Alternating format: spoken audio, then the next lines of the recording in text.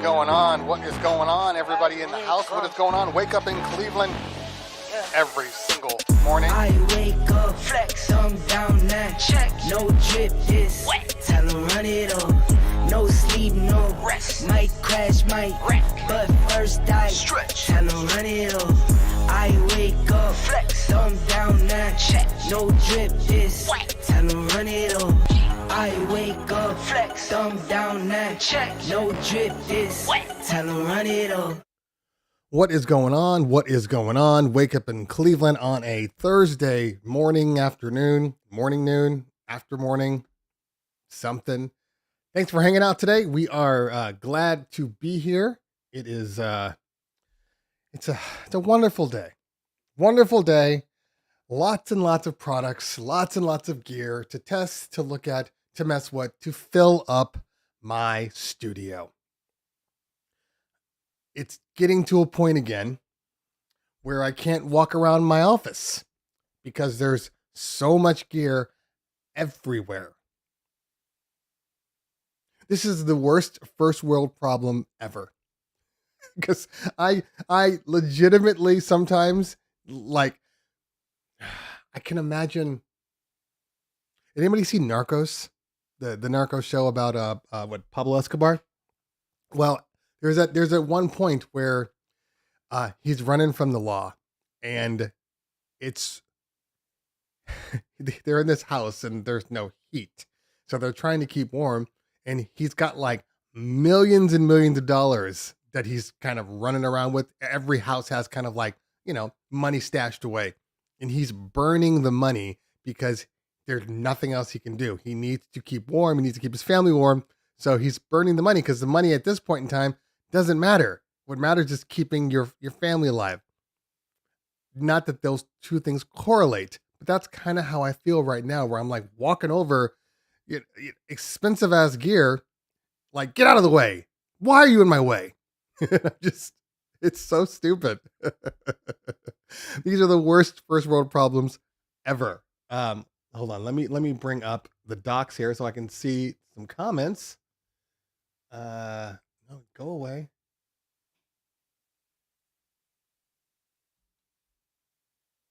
This thing is totally in my way all of a sudden.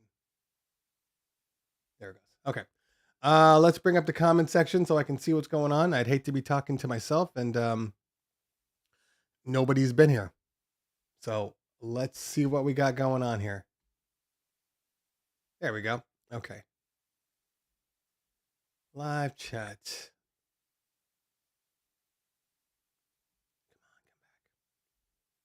Okay, so while we are trying to do this, obviously you guys know the drill. If you have any questions, hit the ask button because that's how I can see them. And then hopefully we can discuss them. I don't know all the answers, but the ones I do or don't, I'll BS you into thinking I do. I kid. All right. I need to make my font bigger. Oh, that's why, because my TV is in the wrong area here. Hold on for half a second. All right, so let's see what this guy's got going on. God, I hate this guy. Oh man, let me just see. Oh, I hate his face. Hate his face. Dislike. Oh, can't see anymore. Okay, that's better. Okay, so who we got in here? We got Mac Joseph. Good to see you, fam. DJ Sting, Unheard Threat, Travis Davis, Trill One. Is that Tovia? Toya? Was that one of those where the letter is silent? Who else we got? Mr. Wobbly Hand. Is that a good thing to be wobbly? I don't know. It's just it's a funny name. Who else we got? Anthony H in the building. Mix Master G in the building. Thanks for hanging out again. Official. It's Reprod. I used to call it like Rapapod or Rappaport, but it's Reprod, or it's like, I don't know, Rap Rod. Is your name Rod? Is it Rap Rod? Red 23 And yeah, and whoever else is in here that has not decided to say anything yet, because I do know there are lots and lots of lurkers. I see my comment thread, and I see the typical people that are always on, and then I'll look at the number of people watching, and they don't go together. So we need people to make sure you're contributing. What's the point of being on the show? No, I get it. For some people, I'm kind of like a podcast. I mean, essentially, this is a podcast. So I get it. Some people kind of turn me on in the background and they pause. Just pause. Some people turn me on while they're doing other things. Pause. None of this is coming out right. Either way, I know it's there. Wes Wonder in the building. What's going on, man? Good to see you. Samuel Patterson, thanks for hanging out. DJ Throwback. Okay. And yes, rap prod. Okay. Rap prod it is. PV in the building also. Now, again, I make jokes, but just the fact that you are sitting here or standing here or doing whatever you're doing and listening, I greatly appreciate you being here. So thanks for hanging out. DJ Fat's in the building. Okay. So remember, when you're asking questions, it's hard for me to see questions in here. So make sure you put the hashtag in there. Very, very important. Hashtag ask. Makes it easier for me to read these comments and know what's going on. Okay. So we're going to try to move. There's a lot of times, you know, I get into my conversations and I miss questions. So we're going to try to hit the questions today and go from there. Let's see. Unheard says, I'm getting back into it after almost a decade. My brother took my decks when my kids were born and I needed the room. I was debating a Rain 1 hard. Okay. I get that. So I've also been there where, you know, you're having another child and then you lose out on one of your rooms. I used to be I don't want to say used to, you never really stop. You just kind of postpone. But I used to be a music producer. You know, I had a hip hop group and I had a studio in my house and, you know, that's where all the magic happened. And then I had my third child and I had a 4-bedroom house. So one of those rooms had to go to the little one. And I moved everything into the garage, which I don't know about most people, but unless your garage is like an actual like man cave, woman cave, what have you, it's, I guess I would have to say like non-gender cave. It's just a cave, okay? Anyway, in my man cave, if it's not set up to like your desired comfort levels, right? I find that you're not going to be productive at all. And what happened was everything just kind of stayed in the garage. I never touched it after that. You know, you get in there. Sometimes it's too cold. Sometimes it's too hot. And you're just like, or you're moving around boxes to try to get, it's too much. It's too much. So that was the end of my music career at that point in time until I bought, you know, my new place. Anyway, yeah, losing rooms is not a good thing, but it is the life we live if we want to try to expand. Okay. But to answer your question, I didn't even answer your question.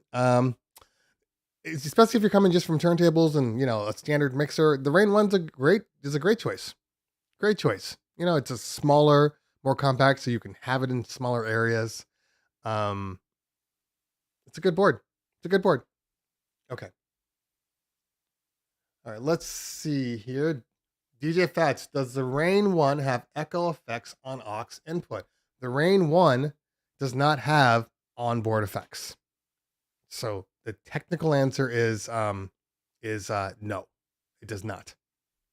If you want that, you're going to have to move to a different controller.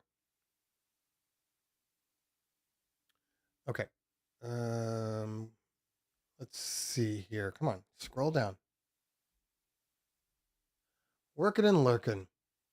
All right, Barry Floyd asks, From your experience, what speakers have the best throw in sound, if that makes sense? EV, JBL, QSC, etc. Well, I don't have an opinion on EV. I mean, I've heard EV, but I don't really have an opinion. I haven't used them enough. I can talk about QSC. I can talk about JBL.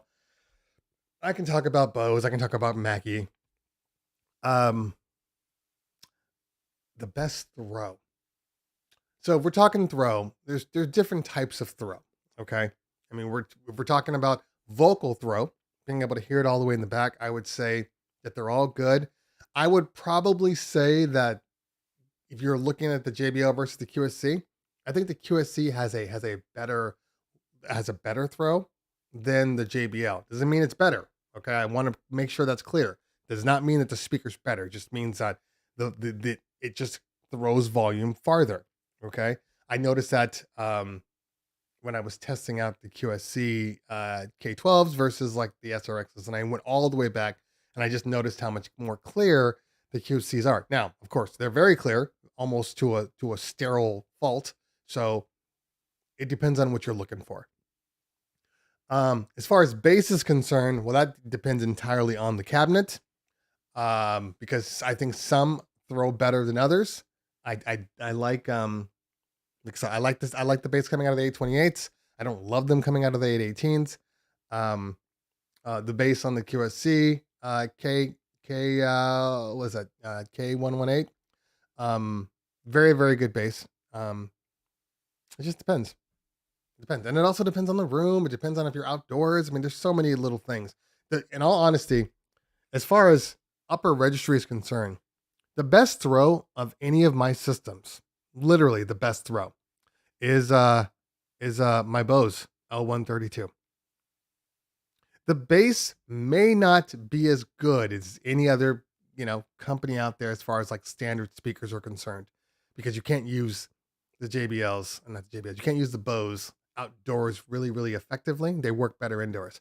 But the sound, person on the microphone, that throw is like infinite. It's really, really impressive how much they throw. Like I almost considered doing a hybrid system of like the JBL, just the sticks, and like the 828. I think that might be kind of the perfect combination. Wes Wonder says, who has time to read these comments? No, you're not supposed to be reading them. I'm supposed to be reading them. Okay. Johnny says, I'm one quietly in the back, listening and learning. Thanks for hanging out, Johnny. Friedland, thanks for hanging out today. So, Bro Harmony in the building. Ratbone, that's one of the mods. Make sure you are showing the chat the respect they need, and make sure that you don't get banned by Ratbone, because he will ban you. It's not. I won't go there. John P doesn't come on this on the YouTube side, but if he did, half of you would be banned already. Okay, let's take a look here. Barry Floyd says, I'm looking at replacing my K12s with a set of 15s with a good throw and sound. I have the EVs. The sound is full and nice, but I want a second set of speakers with a longer throw. Yeah, I haven't listened to the EV15s. I've listened to the Mackie 15s, the JBL SRX, Eon, PRX, and MRX. I think from a standalone speaker, purely standalone, like that's all you got, the best ones out of all the ones I mentioned is the SRX 15s. Heavy, but they sound the best. Especially if you don't have a sub. Ramon says, QSCs are very bright and pitchy after a while. Well, yes, you are right, Ramon. However, they don't have to be pitchy and bright after a while if you just EQ them. They have a parametric EQ. Use it. They have, you can send it through a mixer. Use it. They don't have to sound the way by default. Like I came into my buddy's party when I was first initially deciding to buy the QSCs. He had a big wedding, big ass long room. I went into there, and the first thing was like, why do the highs sound like this? And my partner's like, oh, they said it sounds amazing. I'm like, these highs are totally, totally sterile. So then I went behind it. I went behind the system, and I'm like, I'm gonna fix your stuff real quick. It's like, go ahead. And then I adjusted them. I didn't even work the EQ. I just adjusted the balance, because a lot of times it's not the high's fault. It's the balance. You cannot, for most speakers out there, you cannot run both your highs and your lows at 12 o'clock. You're going to have a balance issue. Okay. So what I always tell people is that you want to set your bass, the highest it can go without obviously distorting. And you want to bring your highs down. Well, let's say everything's at 12, you bring your highs down to like 9 o'clock, 10 o'clock, right? That way, when you push your volume up on your mixer, on your controller, whatever, it's going to push more bass out before it pushes out the high. That way, you have more room. Because if you set both your high and your low at 12 o'clock, when you bring that volume up, what's going to end up happening is it's going to be loud, and you're going to go, oh, I can't go any louder than this because the highs are so loud. But in doing that, you're actually limiting the amount of bass that's coming out of your system. So bring your highs down, bring your system up, and then you'll get more bass, which will then warm up the highs, which will then make everything sound better. Sorry, I'm hearing people screaming in my house. You'd think somebody was being murdered. Hold on.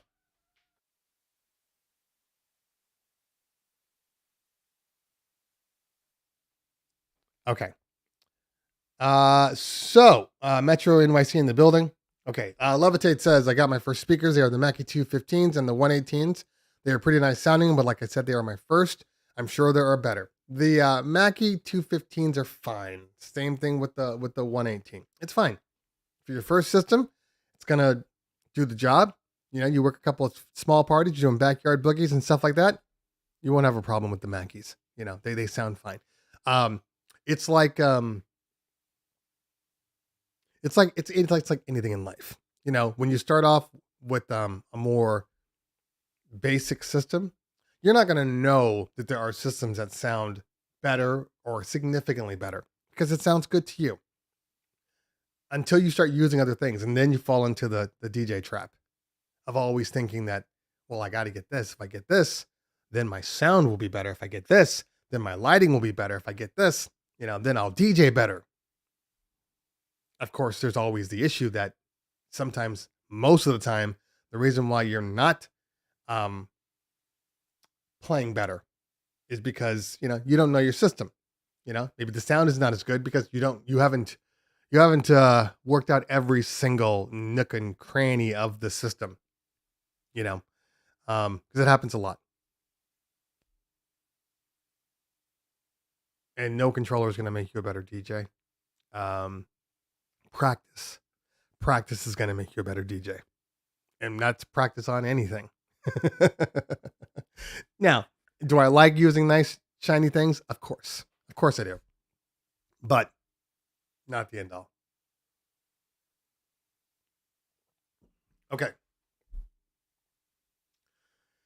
Be filled 112 says, I booked 5 weddings after changing my DJ name to Cleveland area. How does it feel to know that another DJ is, I think that's supposed to be capitalizing off your success? Well, I think you do what you got to do. And normally I would say some snarky joke right there, but I don't feel like it because I know it's not true. They're going to take one look at you and say, there's no way you're Cleveland Terry. You're Chinese. Anyway. Okay. Let's see here. Captain Miller in the building. What's going on? Sandy Sanders waiting on Rekordbox to do stems. I think a lot of people are. And I will say this. I don't think you have to wait very long. Okay. Metro, would you recommend a studio speaker or an 8-inch DJ speaker for live streaming from my basement? What? Sorry, I'm choking on my coffee. Um, either one will work. I don't think either one. I have studio speakers all over the place here. I find that like studio monitors, desk monitors that you would use, a 7-inch, 6-inch, it's gonna sound great. You're in a room. You're in a small room, even though it's a basement. The speaker's close. Like right now, I know you can't see it, but I have a speaker right here. I got speakers over there too. I just got a new set of uh as a gift from somebody. I just got a new set of KRKs, and so I moved my Yamahas over here. I don't think, I mean, I guess my question is always, how loud are you trying to make this room? Because I know a lot of people, they're trying to like have a nightclub in their basement when it's just them all alone. I don't need that. I just need the sound to be good enough to where I can do my mixes. That's it. Wes Wonder, do you ever do events where your stages aren't welcome, but you still want to elevate? If so, what does the MC stand on? Well, that's a good question. Usually speaking, if we can't bring the stages in, then the MC will stand on the speaker. So like especially with my 828, like that's a perfect size stage. They can hop up on there, but I've seen people hop up on Eon subs. You know, I've seen MCs grab chairs, which is stupid, but I have seen them do it. So most of the time, if you can't grab a stage, you're standing on a sub or you're standing on a chair.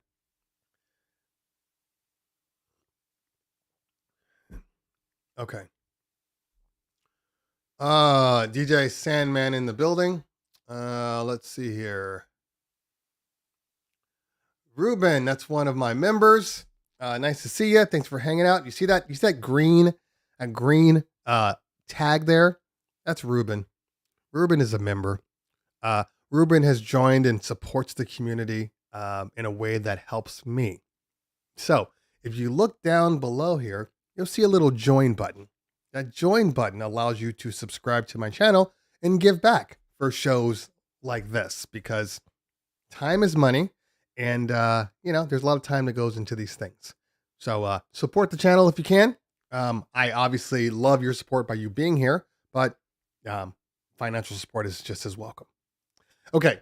Levitate says, so I'm thinking about picking up the SC6000s and the 1850 mixer. I'm hearing a lot of good things about them, especially the price alone. Have you ever used them? I mean, I've used them at NAMM. I've used them at conventions. They're fine. They're just as good as a CDJ. They have a lot of options on them, like with the dual layer mixing where you literally mix two songs out of the one controller. Like that's great. Hey, the 1850 mixer was fine. I didn't think it was amazing. I thought it was fine.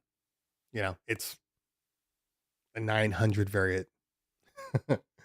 All right. Metro says, I purchased a pair of Elisa's 5-inch studio speakers, but didn't do it for me. Maybe I made the wrong choice for sure. That's funny. I have my Elisa's active M1 monitors, which I've had for, I want to say I've had these speakers for at least 20 years. Maybe even closer to like 25 years.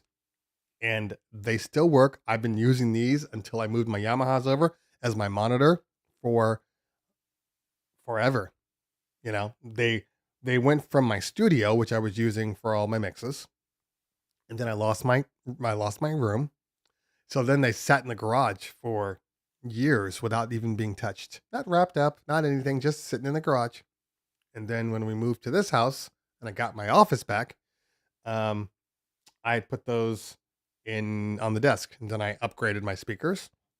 Long story short, they moved over to the monitor, and they work just fine. They still work. So I don't think the 5-inch is the problem. But again, it depends on how loud you want that system to go. Okay. Elton says, have you ever used a OCC USB cable? If so, does it make any difference in audio quality? I'm going to tell you one thing, and uh, it's gonna piss off some people. So I use what do I use?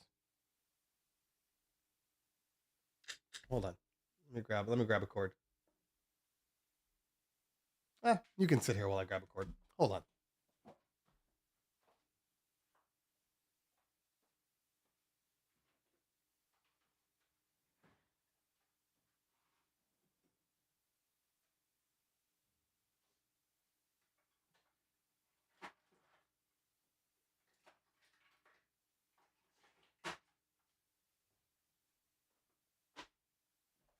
Okay.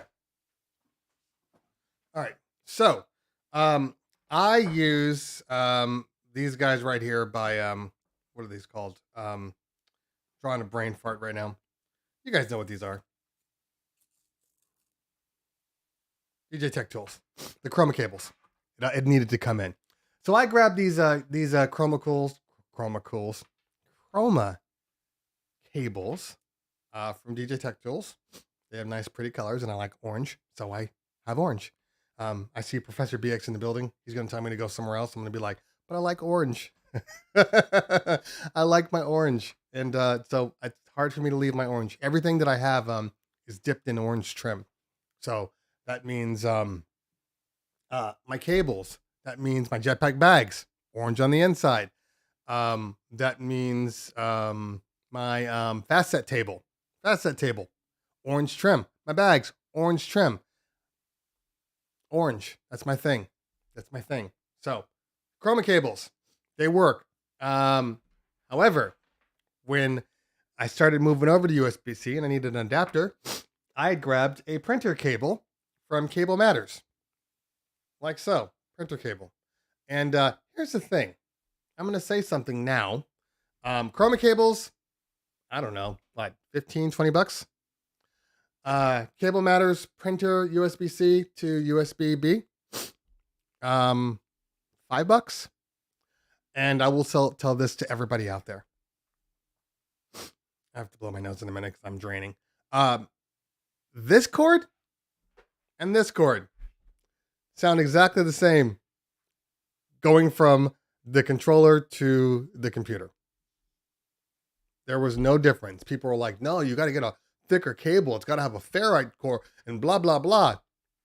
Never had a problem with this one, ever. Sound-wise, it's digital. So you're not going to have an issue with digital with your USB cords. I mean, sound performance usually happens with analog stuff, not digital stuff. It's just O's and ones going through.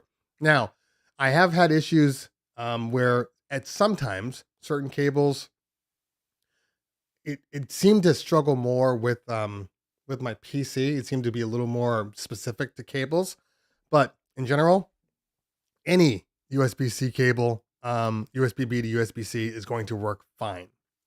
There is a difference if you're trying to run power and data, because some USB-C only cables will struggle with that. You have to make sure that that cable can do both power and data, because some of them only do power, and you plug them in and it's like, we don't know what to do with this. So, just check your options. So, to answer your question, I've not used OCC USB cables. I'm sure they're fine. I'm guaranteeing you that price-wise, if they're more expensive, that does not make them better. DJ Sandman says, stems are great, but waiting on Rekordbox to come out with it. Yep, I already said that. I said, give it time. Things come to those who wait. Okay. What are my chances of being on a end of a lawsuit once I start my Cleveland Berry YouTube channel? Look, like I've said before, you can be whatever you want to be. You want to shoot your shot? Shoot your shot. Just because your name is Cleveland Berry does not mean that you are Cleveland Terry. And that's the key. The name is just the name. I was born with that name. Can't do anything about it. I am who I am, and you are who you are. So shoot your shot.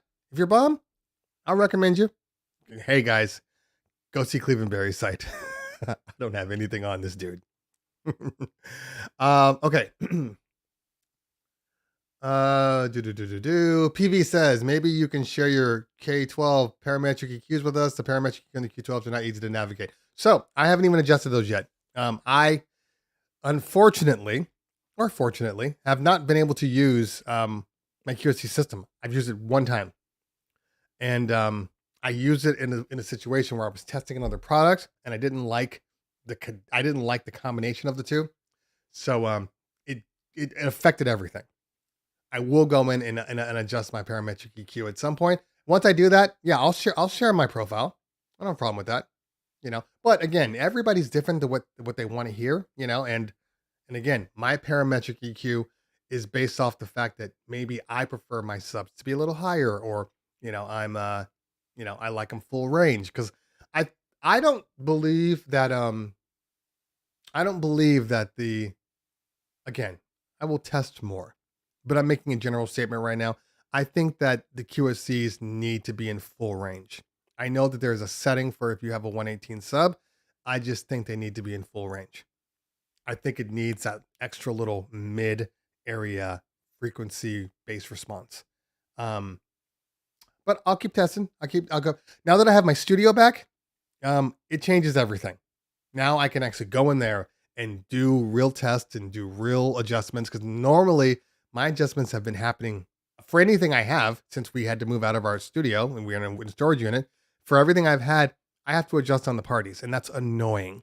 Now I can adjust my my moving heads better. I can work off of those, and I'm gonna ask my guy to send me a WMX1 so I can test that guy out. I just found, after we moved, I just found my DMX Go wireless bridge. So if I want to go back to Light Rider, I can. So a lot of different options here.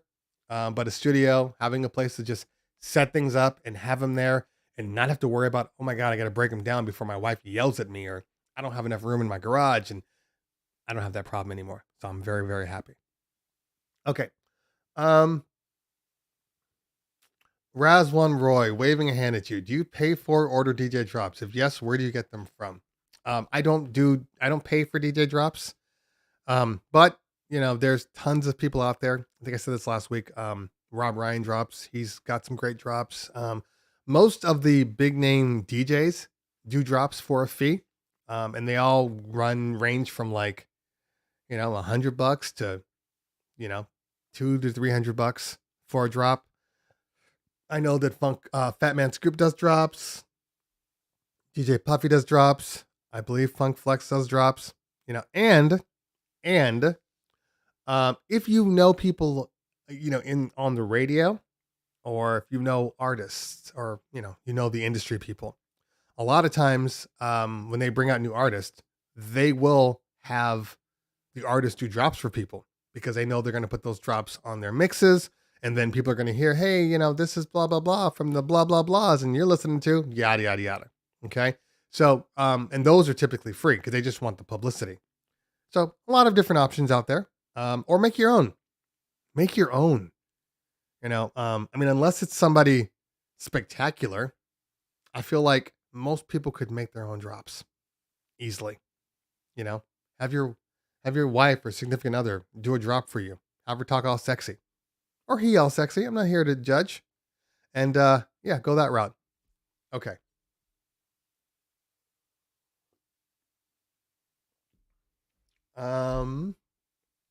B Fields again. B Fields has jokes. How long did it take you to realize that Brian S. Red is GOAT of all things DJ related? So, I'm gonna say this. And I'll say this one time. Don't care. Comedy is one thing, but it is what it is. We're all making jokes here, but I'm not in any situation trying to dismiss other YouTube people and DJs. It's not my thing. Only if you piss me off, then it's my thing. But if we are fine and I don't have an issue with you, I got no issues. Okay. Dustin Masters, wireless mic upgrade worth it? Specifically, sure. ULX Beta 58 to the ULX-D Beta 58 heads. Okay.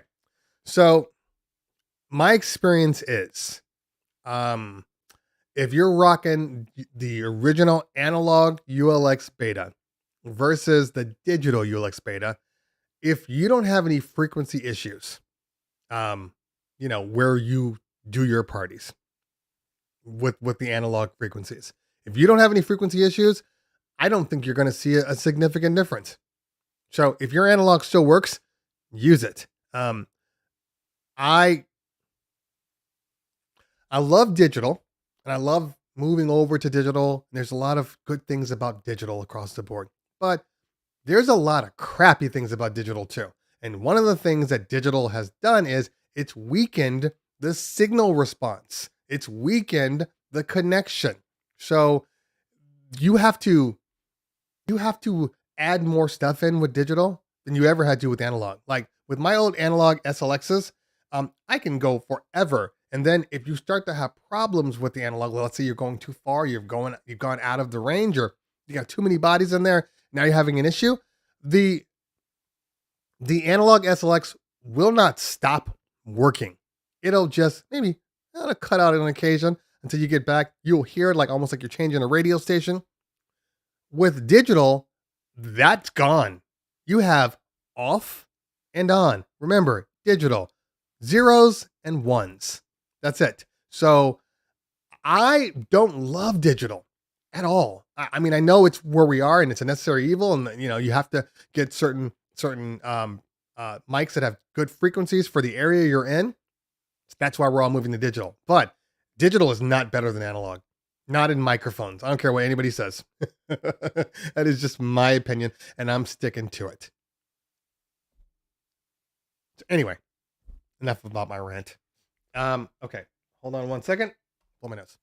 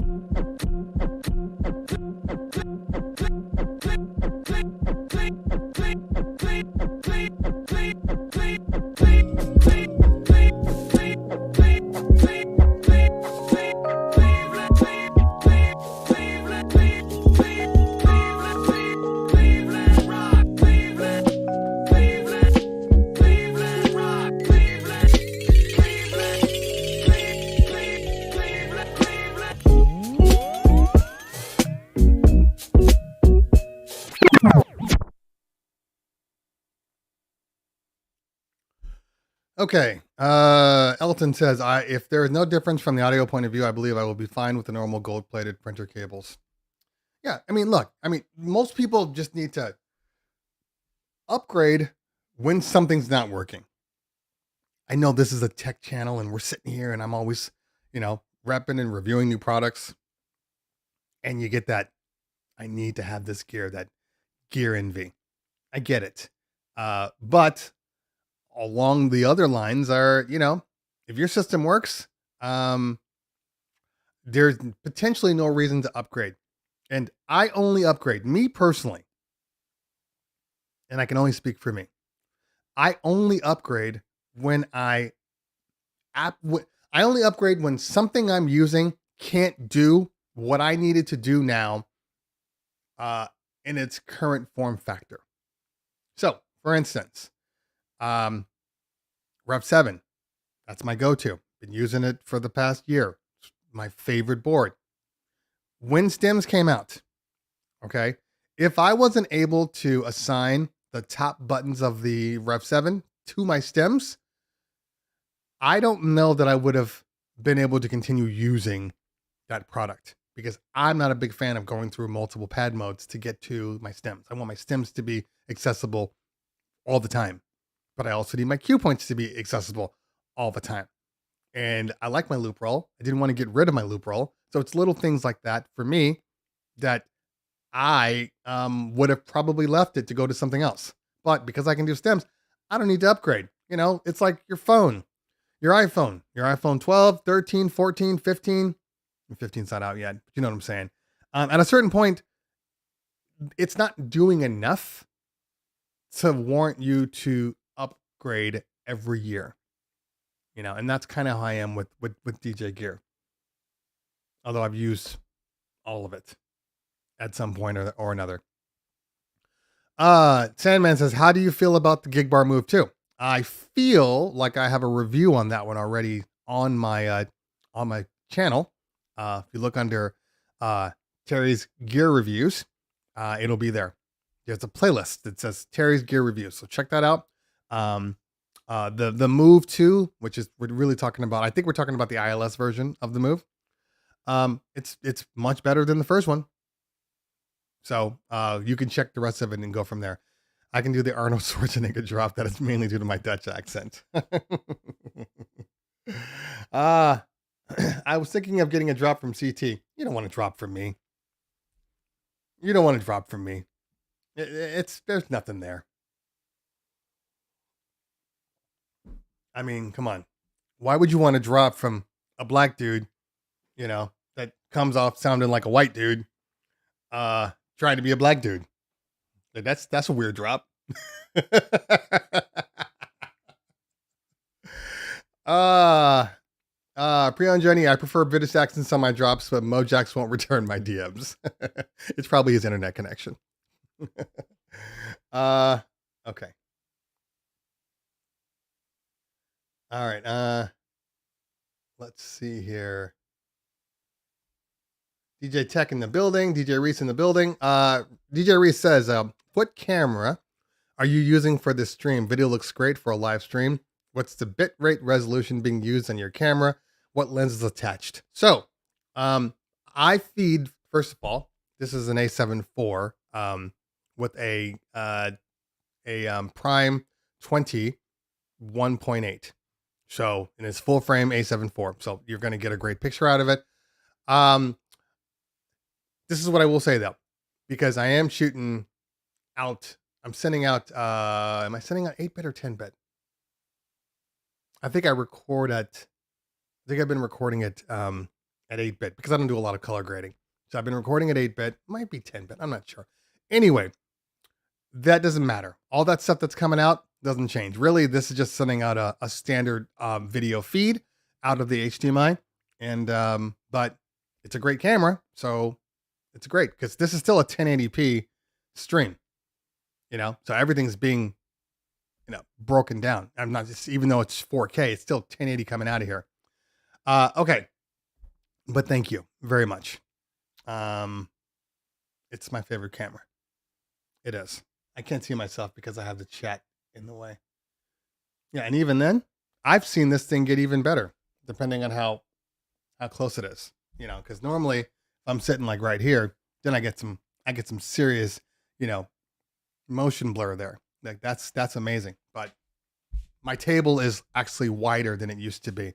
I have a new camera mount coming to my table because now since I can raise my table, you know, up and down, I don't need this stand here. So I have a mount that's going to go on my table, which allows me to, you know, shift it around. So that's coming. Actually, it's coming today, I think.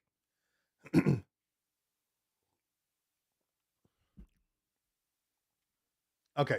Ratbone. The Rain 4 has a boot zone. Can you assign it to a channel to run background in another room? No, you cannot. So, this is clever marketing is what it is. Because I noticed that same thing as I was moving it off my desk. I'm like, hey, it's a zone here. What's this zone for? But really, all they're saying is that you don't have to use the booth monitor as a booth monitor. It can be anything you want it to be because it's a standard audio output, but it's not a zone. It's not a zone. Like you can't run something out of your aux and say, "Oh, assign it to the zone." You can't do that. Okay. Let's see here. Can you say anything about USB channel routing with the Rain 4 mic routing, mic effects? Well, I mean, uh, it has the ability to route the mic out or the mic in through the USB. There's a setting in the system. It's in my video from this morning or last night, whenever you saw it, where you do have that option. I didn't check the specifications, but most of them have routing options. For instance, if you're plugging it into OBS, but I did not check that. Let's see here. LaFave, there's something in that gray area that's appealing. We talking about my voice? If so, thank you. You know, it took, I've said this story, but I'll say it one more time. It took a long time for me to get comfortable with the fact how I naturally speak. Does that make sense? Because I think everybody has their thing. Look, first off, no matter my voice, you can see I'm a black man. And I got black friends, and I got Hispanic friends, and I got all kinds of friends. And you know, I got a Southern mom who grew up in Memphis, Tennessee. So she's pretty much as black as they come, character wise, right? And you know, take any soul food cooking black mom, that's my mom. You know, they don't have a variation. They're all the same person. So it took a long time for me, you know, when I would see, you know, my family. I go down to LA, Compton, and go down to the South and see my family. They clearly talk differently than I do, you know. But this is how I was raised. This is how I grew up. So, for the longest time, I kept trying to be something that I'm not. And it took a long time to go, this is me. This is who I am. I don't have a choice in the matter. I'm not going to change who I am.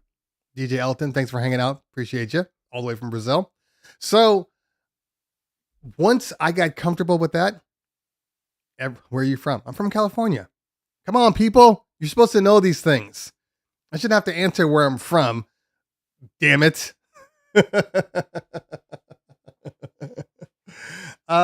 Okay. Keith just says, when is the Opus Quad hitting stores? I think it's hitting stores now. It was hitting stores on release day. I know that a couple of the online manufacturers and the retailers, IDJ Now, AGI Pro, they had some Opus, so they're there. You know, you just have to search them out. If you're asking, when are they going to hit physical stores? Different story altogether. I don't have that answer for you. Maybe Professor BX or Priyan Jarni can answer those. Okay. Cold World says, I hate clubs with harbingers. They sound terrible after 3 months. I'm going to say, from my experience with them, whatever they're called, they sound bad after 1 day. I've never been impressed with that brand. And I get on here sometimes and people are like, you need to try these. I've heard them. Now, I haven't heard all of them because I can tell you that there is a difference between certain speaker levels. Like, I would go back to JBL because that's where I started with JBL. The JRX speaker from JBL is the nastiest sounding speaker I've ever used. If I were to just take that one speaker and say all JBL speakers suck because that JRX sucks, I'm doing a disservice to JBL. I know there are different levels, so potentially that Harbinger speaker that we were listening to was a crappy version, was their entry-level version, and they have higher versions. I don't know, but every time I've listened to Harbinger, I've never been impressed. I know that much. Okay. Matt Ames says, Opus Quads are on the same truck as the Reloop Mixon Pros. Well, that's not possible because I have an Opus Quad here. I don't have a Reloop Mixon 8 here.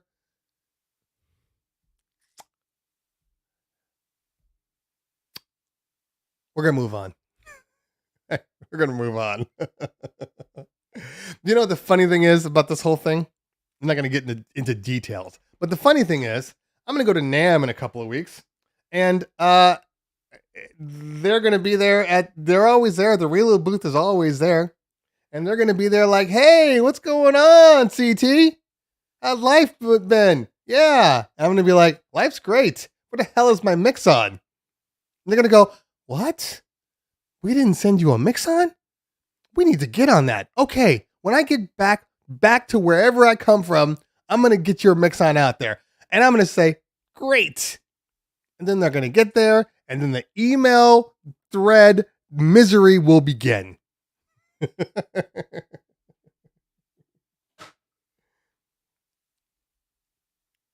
I don't have a problem doing anything, especially if I'm at NAMM and shooting videos and, giving people press. I don't have a problem with that. I really don't.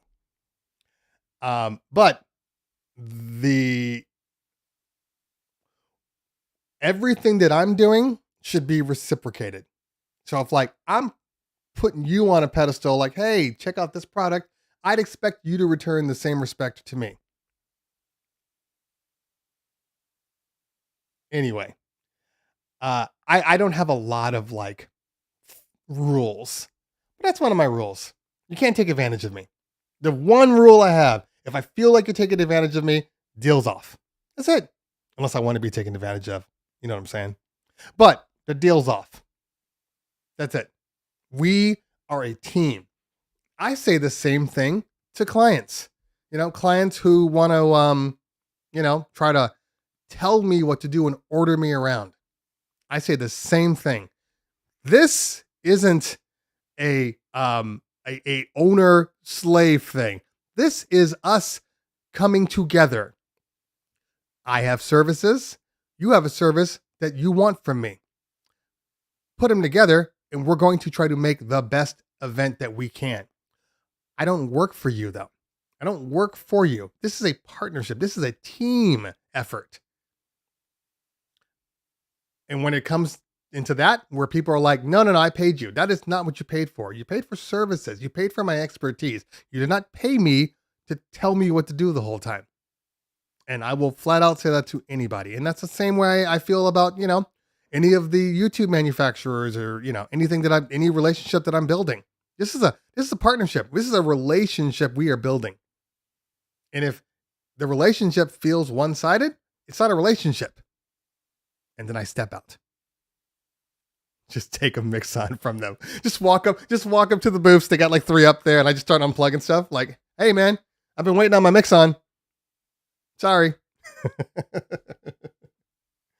Sometimes I feel like, and I'm not saying that this is Reloop's issue, okay? So I'm just throwing this out there. I'm a big movie fan, right? I watch movies all the time. I will choose movies over TV shows any day of the week.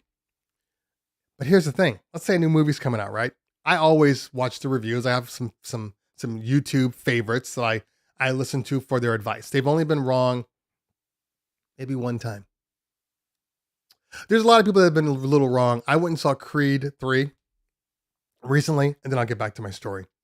And to get prepared for Creed 3, I watched Creed 1 and 2 again. And I also watched some of the Rockies again, because I know that, there's some parallels there. I was not impressed with Creed 3. I was not impressed. Is everybody doing a good job in it? Yes. Is the acting good? Yes. Story? Meh. The action? Meh. Like, I was not impressed. And all of the reviews are like, "Oh my God. Oh yes, this is great." And Michael B. Jordan's directorial debut. Oh, I'm just like, it was okay. It was okay. So, and I knew I was going to start talking about this and lose my train of thought. I just knew that was going to happen. Oh, he came back. So anytime that a movie comes out, right? And they're embargo, in case you don't know, this is what we all do. We all have embargoes before we can release a video. If a movie comes out and there are no reviews because the embargo lifted on the same day of the movie, 9 times out of 10, that movie sucks. I'm not saying that Reloop sucks. I'm not saying that at all. But the fact that I can't get a Reloop mix-on in my hands,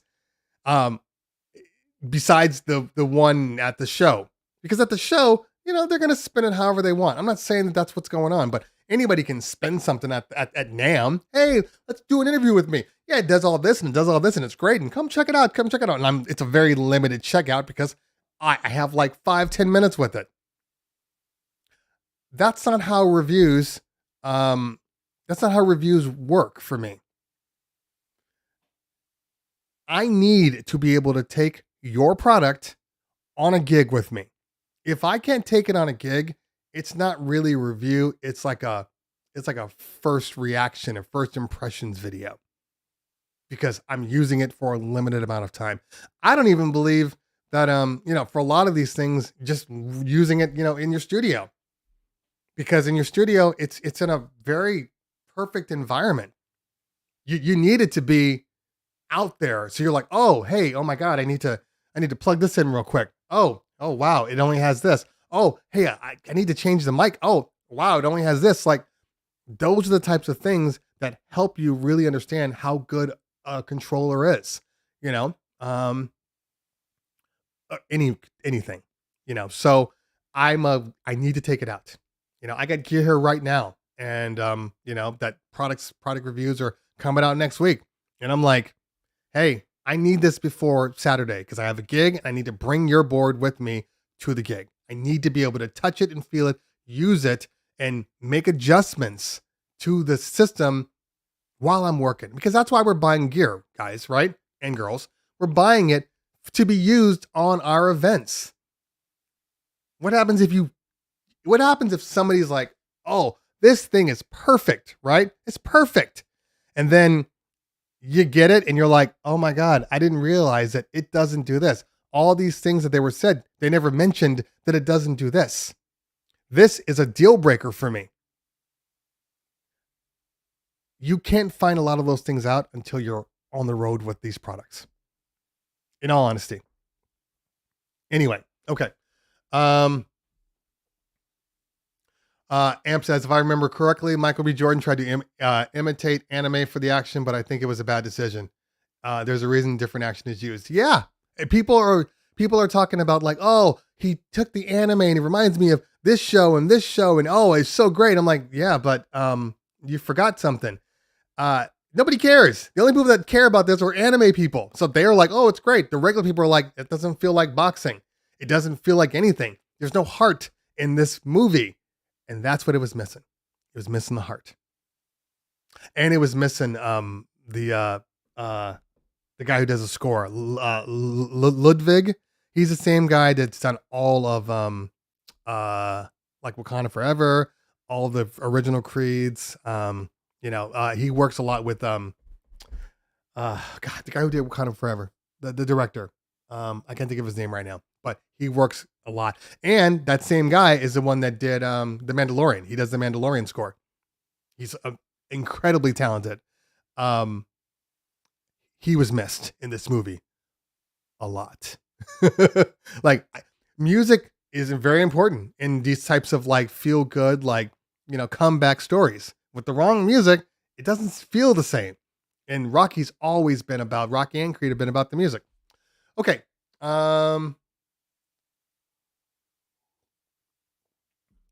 Affluent says, you feel like an SRT Evolution will have an upgraded paddles, effects, as well as a better power cable, and perhaps feet and stems. Not asking too much. Okay. Just an upgrade and better effects, even a small jog wheel. Oh man. That's a lot. I mean, I don't know. We'll have to see. We'll have to see what's going on. I will just say this, any decision that anybody's going to make over, the next few weeks, nobody should be doing anything. And I know I just released my 1 month update about the Rain 4. Nobody should be buying anything until after NAMM. Nobody. And I would say that to Rain. I would say that to Pioneer DJ. I'd say that to Reloop. Nobody should be buying unless you absolutely need a piece of gear. Oh, my Prime Go just fell on the ground and broke. I need another one right now. That's the only time you should be buying. Nobody should be buying anything. Okay. Let's see here. Matt Ames says, Rain 4 does what I wanted out of the Mixon 8, minus no algorithm DJ support at this time. I think it's hurting them to not have the Mixon on shelves. Hopefully soon. I think they had their opportunity. Their opportunity was at NAMM 2022 when Reloop and Algorithm DJ were the only booths that had something truly different. Okay. And what I mean by truly different, I mean that they had every other booth had the gear that they already announced.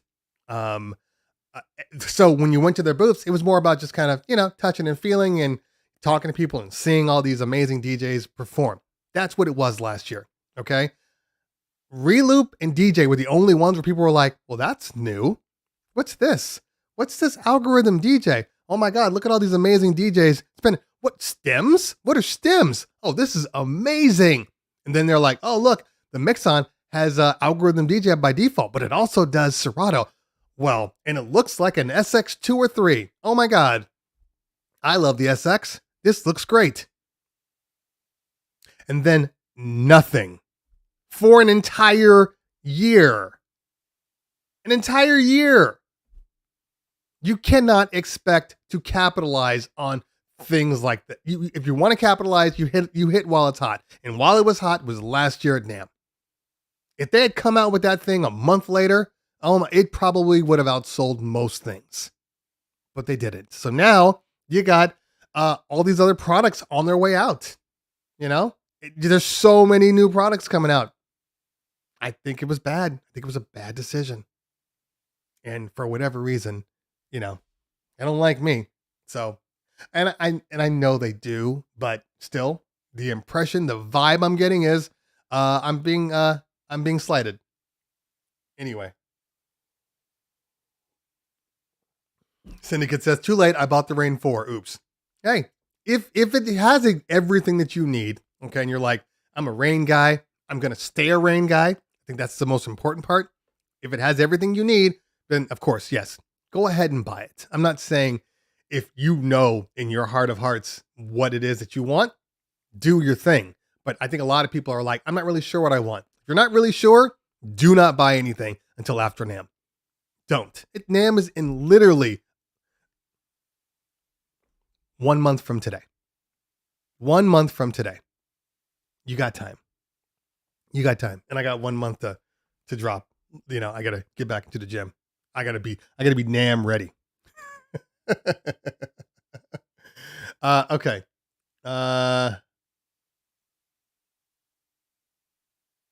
Haven't seen the movie, but they should have ended with Creed 2 in the franchise. So I don't have a problem with continuing the Creed franchise. They made this one kind of like the Rocky 3 with Mr. T. That's kind of what this whole storyline is, but it ended. It was just okay. It was just okay. Okay. Ludwig Göransson. Thank you, PJ. Yes. He's amazing. He's absolutely amazing. He has done work for obviously Star Wars. What is his Ryan Coogler? Thank you. Ryan Coogler is the one that kind of put him on the map because he did all of Ryan Coogler's films, including all the Wakandas, including like Fruitville Station. That was like his first one, and the Creed ones. And obviously the Mandalorian, and I think he did Christopher Nolan's Tenet. I think he did Tenet also, which was also amazing.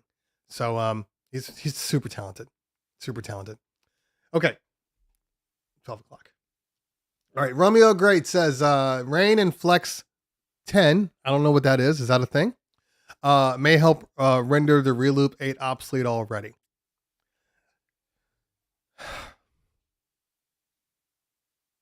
I'm not even sure it takes new gear. I think it just takes gear. I think it takes time.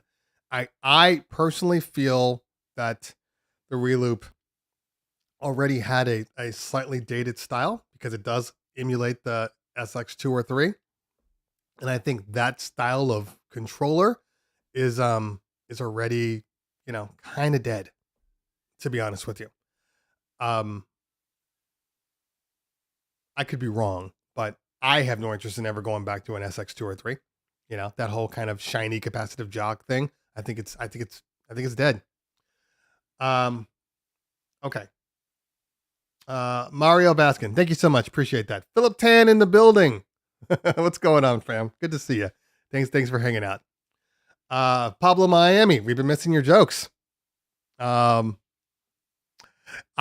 been waiting for the mix on, and like I said, it's a running joke now. It's not even like I have no emotion about it at all. Like, I know they have the relationships with other people, and I know that other people get gear. It is what it is. I'll just tack that on. I've had bad experiences from Reloop since the jump. Literal jump. Like NAMM 2020. The last NAMM. That was the first time I started talking to Reloop. And when they're in my face, everything's great. When I leave, it's like, who? Cleveland who? Okay. Queso says, what about motorized spotter controllers? I thought there's nothing being planned for anyone's this year. I didn't change that. Queso, there are no motorized controllers coming out. So if you were looking at a motorized controller, you're looking at a Rain 1 or a Rev 7, you're good. You're good. You don't have to worry. Of course, I say that, and then who knows what rain will do? Who knows?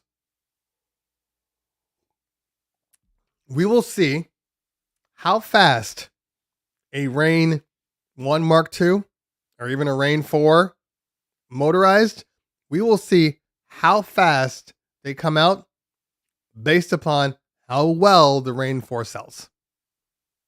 If the Rain 4 sells amazingly like hotcakes, I think they can delay. But if it bombs, they might have to fast track some stuff. Okay. Yeah, 30 years old. That's crazy. Okay. Norman Butler, how long does a product come out? Hold on. How long do a product come out to the stores after NAMM, or should I pre-order? Well, that's all relative. Sometimes after a NAMM release, they're available immediately. Other times, it might be a pre-production unit. And like Phase was a pre-production unit. When Phase came to NAMM, they're in their whatever it was. I think it was 18, 19. When they came out at NAMM, they were using a prototype model. They didn't have anything else but the ones that were at NAMM that they had built for NAMM specifically. So, and they didn't come out for a year. So, it's anybody's guess. Technically speaking, because NAMM is not really for us, it's for retailers, it's for buyers. It shouldn't matter because they'll come out and they'll see a product and go, oh, I want that in my store. Okay, well, replenish this in 4 months. Great. I want, 50,000 of them. We're only the ones that come there like, oh, we want it now. Anyway. Okay. Let's see. Fave. VDJ has made me more of it doesn't matter what the gear is because all of it is a controller. Agreed. If you're using algorithm DJ, if you're using virtual DJ, yeah, you can pretty much use any controller on the planet. So I think you're fine. Yeah, only the people that use Serato or Rekordbox are like, when is something new coming out?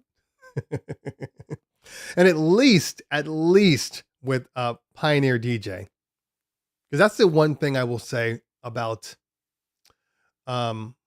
Rain. Rain is locked in. They're not locked in because they do have Engine OS, but Rain is locked in with Serato. So unless that board is an all-in-one and it has Engine OS in there, you're stuck with Serato or, obviously virtual DJ or algorithm DJ.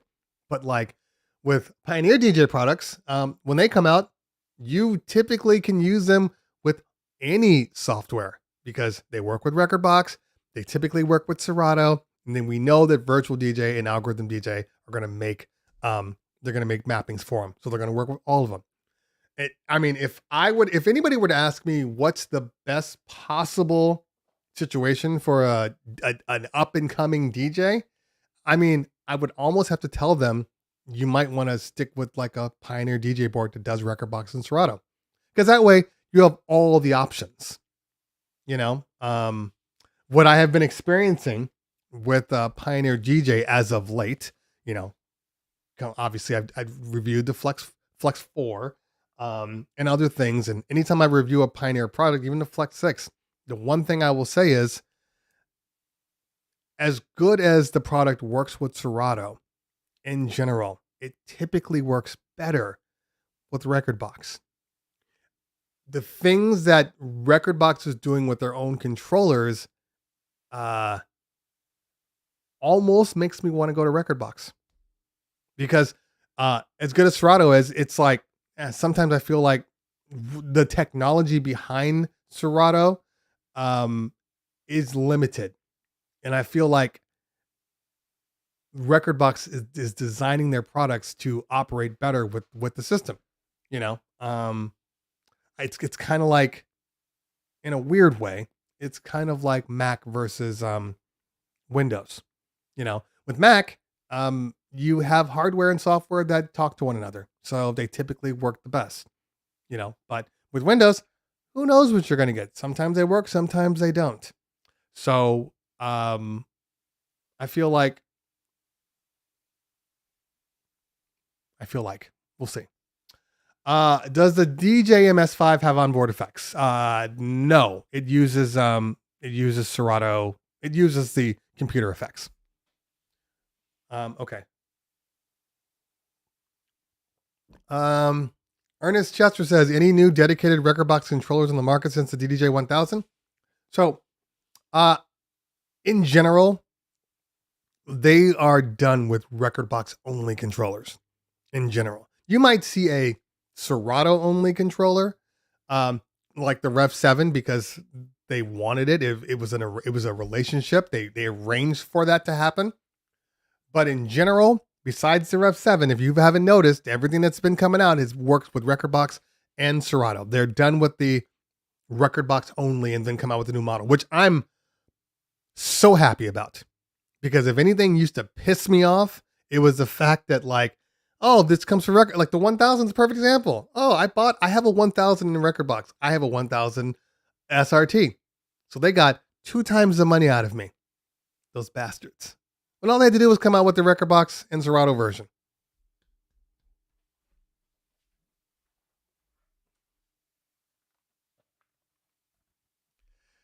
This thing, the XP1, Rekordbox only. Then they come out with an XP2, which does both. I was pissed off. Now, the one claim to fame, which is ironically strange, is in Serato Studio, specifically, because I've been telling them that they need to have this controller available for Serato Studio. I brought it up to them months ago, and they're like, we didn't have plans on mapping it. Then, on a whim, like a couple of months ago, I just plugged it in and said, let me see. And it came up, and it works great with Serato Studio. Here's the funny thing. It does not work with the XP2. That's the Rekordbox Serato version. It only works with the Rekordbox version. How funny is that? So, this is the one time it actually helped me. The one time. Okay. As you can see, I'm literally walking over equipment on the daily. Okay. DJ Jeet, what do you think of photographers going on TikTok and telling potential clients that tell your DJ to move the speakers away from the main stage decor? I don't tell them anything, because no photographer is going to tell me what to do with my own system. I don't tell them, get the hell out of the way because you're messing up my dance floor when you stop the crowd. I don't tell them, hey, turn off your stupid sunbeam light because you're messing up my whole lighting decor because you need the thing to be 15,000 lumens. I don't tell them that. They don't tell me anything. That's facts. If a photographer ever had the nerve to try to tell me what to do, I think I might cuss them out. I'm not sure. But at first I would laugh, and then I would say, get the F out of here. Yeah. I have one photographer right now. We do video montages for, bar mitzvahs. It's kind of a big thing. And I have one photographer that does video montages. We just show them. And he tells the clients, hey, make sure that they bring their 10-foot or their 12-foot screen because, the montage is going to look better on there. Now, keep in mind, some of these parties, it's like 100 people. They don't need a 12-foot projector screen for that. But this guy is so vain, his ego, that he needs to influence what we do. And I flat out told people, you know what? You can go to him then. I flat out been like, I don't even want to do this. Because I'll say, who's doing your montage? If they tell me it's him, I'm like, have him do it. I don't want to deal with it. So it's okay to stand your ground. This is the one time where stand your ground laws actually work. Is during your DJing. Okay. Jarrell says, I feel that current hip hop is complicated. Lyrics are the dirtiest it's ever been. Not true. And musically is more shallow than other decades. Comments. Okay. Definitely music is more disposable now. I will say that. But I will also say, I'm going to say a couple of things. Okay. Music is more disposable. So you have that. People are making music 2 minutes long, TikTok, all that stuff. And then it's popular for a couple of weeks and then it dies out. That's a given. The issue is not that it's disposable and definitely not that it's dirty. I mean, come on, we had 2 Live Crew. We were dirty, it's just that more people maybe are being the 2 Live Crew style than others. Here are the 2 things that I know. One thing, music was definitely better in the 90s. The golden age for hip hop was the 90s. Okay. This isn't a old guy, trying to relive my youth or anything like that. It's just a fact. Music in the 90s, and this could be the same with pretty much all forms of music, but hip hop in the 90s, that was the golden age. And it's gotten progressively worse for us. All these new kids would say, oh, this is the best. This was great. This is what I like. Now, here's the thing that they don't tell you. Statistically speaking, if you go do analytics of music plays, most people, young and old, are not playing the new stuff. They're playing the older stuff. They're playing that 90s hip hop. They're playing that 90s rock music. Most of the kids are listening to this, which tells you that even they don't like the music they listen to. They like it because it's current and it's their music, but they all go back to the old school. My son, yesterday we were driving and he's 16, so he's about to get his license. So we're driving around and his whole shuffle playlist, and he could have been trying to impress me, but his whole shuffle playlist was all really good old school hip hop, or if it's new stuff, he's playing Kendrick, he's playing J. Cole, it's the music is there. It's just not popular music, but in the 90s, we were in an experimental phase. Everything that we were doing was brand new. Nobody had done it before. So when you have stuff like the G-Funk era and you got all this funk, yes, there was funk, but to turn it into, hardcore rap. And then you have the East Coast with all the tribes and the De La's and all those things. And they're bringing in, jazz samples and all these things completely different. Nobody was thinking about that. Then you got Jay Dilla and you got people that really embraced production and individuality. That's gone. You can make a beat in 4 minutes now. The beat doesn't change. It just plays on through the whole thing. There's nothing to the song, So people like Kendrick, which I think I'm a big fan of Kendrick. You can hear it in the music. He's trying to do something more than what's out there. So there is music. You just got to dig for it. And if you're playing for people, obviously you're a DJ, so that's what you're doing. But if you're playing for people, you have to play what they want to hear, and what they want to hear is what's on the radio. So there's that. Yeah, see, Philip Tan is perfect experience. The Audio One in the building. What's going on? New Jack Swing. New Jack Swing was great. It is dead. It is dead. Like, I don't know anybody ever asking for New Jack. It's weird. But it's the kind of the same thing that I've always felt about 80s music. If I don't know where you guys are, but I'm only speaking about California. I rarely play 80s music unless it's like the big records. Okay. Because technically, Run DMC's Tricky is 80s music. Run DMC is 80s. Def Leppard, all those people are 80s. But like in general, I don't play a lot of 80s because people aren't asking for 80s. They literally went Motown, classic rock. This is like from a DJ from a decade's perspective, right? Because I've been DJing forever, and I started doing like bar mitzvahs in the late 90s.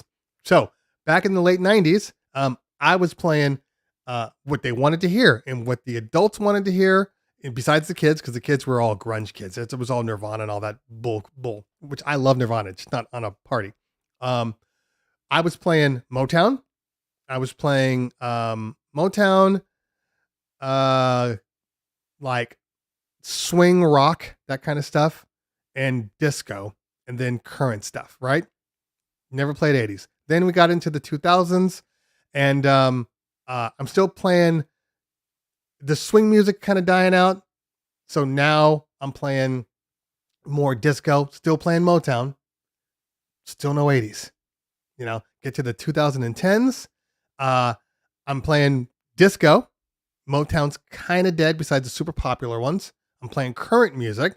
Then I'm playing like all the Little Johns and the Flow Riders and all that stuff, right? Past the 2010s, now you would have thought we would have hit the 80s at one point. We've skipped it. We're now doing 90s. So we're playing disco and 90s and current music. Obviously Latin is different too. But that's just in general. And I'm not saying that there aren't people out there, because I do 80s parties. People are like, oh yeah, I want to have a cool 80s party. Cool. Still have it. I still got my list and everything, so I can go rock it. But in general, 80s is like this weird anomaly decade. And if it wasn't for Stranger Things, we wouldn't even have anything about 80s. Anyway. Don Ralpha says hip hop nowadays isn't danceable. I don't know that I agree with that. I think there are some tempos that aren't danceable, but remember, they're not danceable to you. I see kids dancing all the time to this music. So it is danceable to them. I just think that it's probably missing a little soul. Yeah. And Audio One is right. Social media has, if you guys as DJs aren't having better parties because of Instagram and Reels and TikTok, there's something wrong with you. TikTok has opened up so much music that I couldn't play before it. Now they're fine with it. TikTok has allowed me, keep in mind, I do a lot of bar and bat mitzvahs. So my age range is like 40 to 50, and then old people, and then like 13-year-olds. Like rarely do I have anything in the middle. So I was playing like pop music and then like whatever genre I am in with the adults. Now, because of TikTok, I can play stuff that they would have not asked for before. Like for instance, how many people We're playing You Can't Touch This before TikTok, because they know it. Now, they might only know up to, oh my God, but they know it. And then I can go from there to Super Freaky Girl, whatever. There's a whole bunch of stuff in here that is blown up because of TikTok and Reels. And if you're not playing this stuff, I guarantee you, your parties could be significantly better from an open format, private event thing. I'm not talking about at clubs or stuff like that. But even then, certain songs at clubs work now too. Okay. In NYC, Jamaica 80s soul and R&B gets a good reaction. Yeah, I get that. I'm not talking about like 80s, that 80s. I'm talking about like 80s pop music. That's what I'm talking about.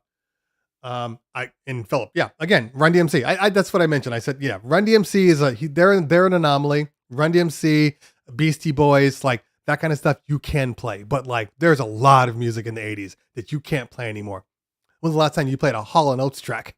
And Hall & Oates is bomb. But you get what I'm saying? Like it's some of these things are just kind of dead. Okay, let's see here. When is my first call? I know I started late, so I'm going to end a little late for you guys. When is my first call? Okay, so I can take this for another 20 minutes or so. Okay. Emo is coming back. All that Panic at the Disco and that stuff. Again, because of TikTok, because of Reels, that stuff is making a comeback.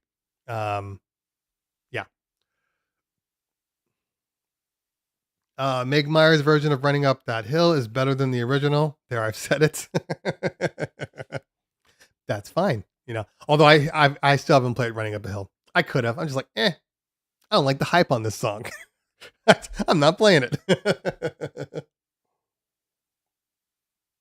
Okay.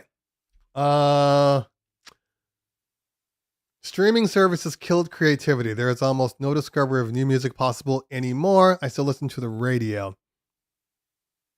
And then Audio One says 100%. Well, I mean, let's think about this for a minute. Streaming made music more accessible to everybody. So as a DJ, streaming music has actually helped you do your job better, because a lot of music that you couldn't play before, now they might know it. That algorithm is shifting stuff around. So there's more music acceptable. Like when kids come up to me and say, can you play Tribe Called Quest? A 13-year-old kid is asking for Tribe Called Quest. I'm like, where did you hear that from? Algorithm. So I feel like you're right. It has killed the ability for more people to find new music. However, I have found tons of new music from streaming in genres that I never thought of because of streaming, because a song would randomly pop up in my stream or in my song list. I'd say, oh, find me more music like this. And then it opens up a whole new door. So I think that what's going on is the algorithm for streaming has replaced your crate digging. You have AI crate digging now, because that's essentially what's going on. When you start liking music, I like this song. I don't like this song. Oh, show me more of this song. What you're telling the algorithm is, hey, curate my playlist, which means they don't know that you're going to like a certain song. They're just sending you stuff based upon, their own stuff. So I feel like I have found new music with streaming, a lot of new music, because the radio, unfortunately, doesn't play enough.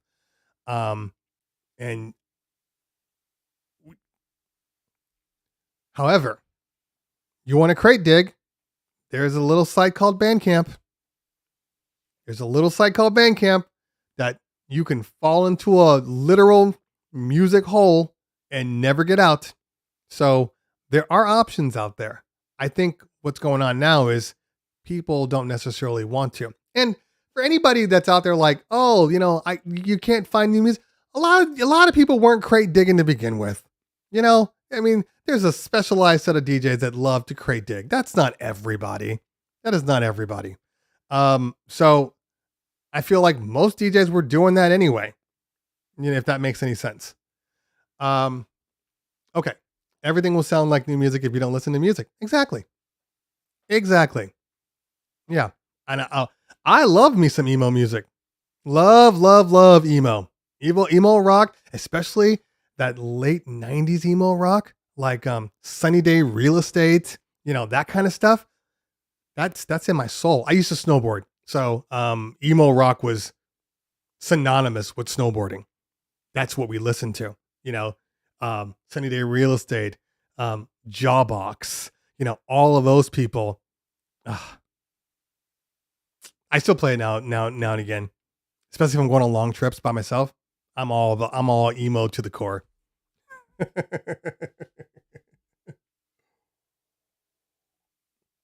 Okay. Oh, Ernest. Gotta have the question. This question comes up every single Thursday. What do you think about crate hackers? Is this the same as song suggestion crates in Rekordbox?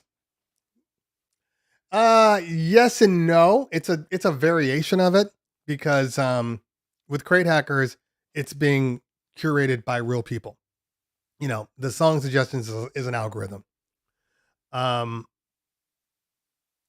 Crate hackers is good. Crate hackers is good.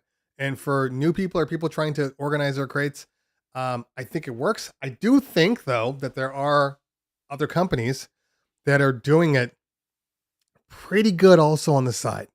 I've been looking at I've been using Lexicon to clean my crates up, and their recommendation list, when you pick a song and say, oh, show me other music by this person, their recommendation list is pretty damn good. And it's good because I think they're using Spotify as their data source, as their API. So it's pulling every song that it pulls in. I'm like, show me, because that's always a test. Show me something from like, Raw Bass and DJ Easy Rock. It takes two. Give me songs like this, so you can kind of look and go, okay, all of these recommendations are valid. Like I'll pull in like, The Boy Is Mine by Brandy and Monica and say, let's see how well it pulls up other girl music, and when I clicked on it, and sure enough, all the songs that it was asking for, that it was suggesting, right on the money. So, I think that Crate Hackers has an excellent idea. I think it's there, but I think other companies are starting to build that in by default. And, we'll see. Crate Hackers is good though. I have no issue with Crate Hackers at all. Okay. Does DigiWax still exist? I think, I don't know. Every so often I talk to people and they're like, oh yeah, I still get records from somebody. I don't know if it's DigiWax, but like, I know there are certain companies that do. Oh,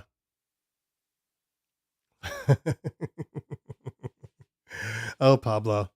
Oh God, Philip, to bring back some ska, some mighty, mighty boss tones, even some No Doubt, some old school No Doubt. I'm cool with that. Yeah. 80s and 90s Paradise Garage tunes, NYC still rocks. So when I make statements, remember guys and girls, I'm talking to an entire world of people. So when I'm making statements, I'm generalizing. I'm not talking about the anomaly places where like, no, there's an 80s rock. There are 80s rock clubs right now in LA, because in LA, the Latinos love themselves some 80s rock, right? So you can find the clubs. They do exist, but I'm talking about globally. That's all. I have issues with Crate Hackers' cheesy ads on Facebook. I can see that, but you are talking about them. You are seeing them. They strike a nerve, but you remember them. So I can't personally say I disagree with their marketing schemes, because they seem to be doing what you want. Good old Morrissey. Yep. Audio One knows. Latinos love to be in their feelings. They don't admit it because they're my dudes are all hard, but you get them in an 80s club, it's hilarious. They are singing the songs, hands on their heart. They're in the moment. They're in the moment. Okay. Let's see here. Shazam replaced crate digging for some DJs. Yeah, I agree with that. I definitely agree. I think that's probably the hardest thing as a DJ, because the one thing that I'm feeling right now, I'm going to talk personally for a minute. The one thing that I'm feeling right now is, because I've been DJing so many private events, right? And you kind of get into a thing with the private events.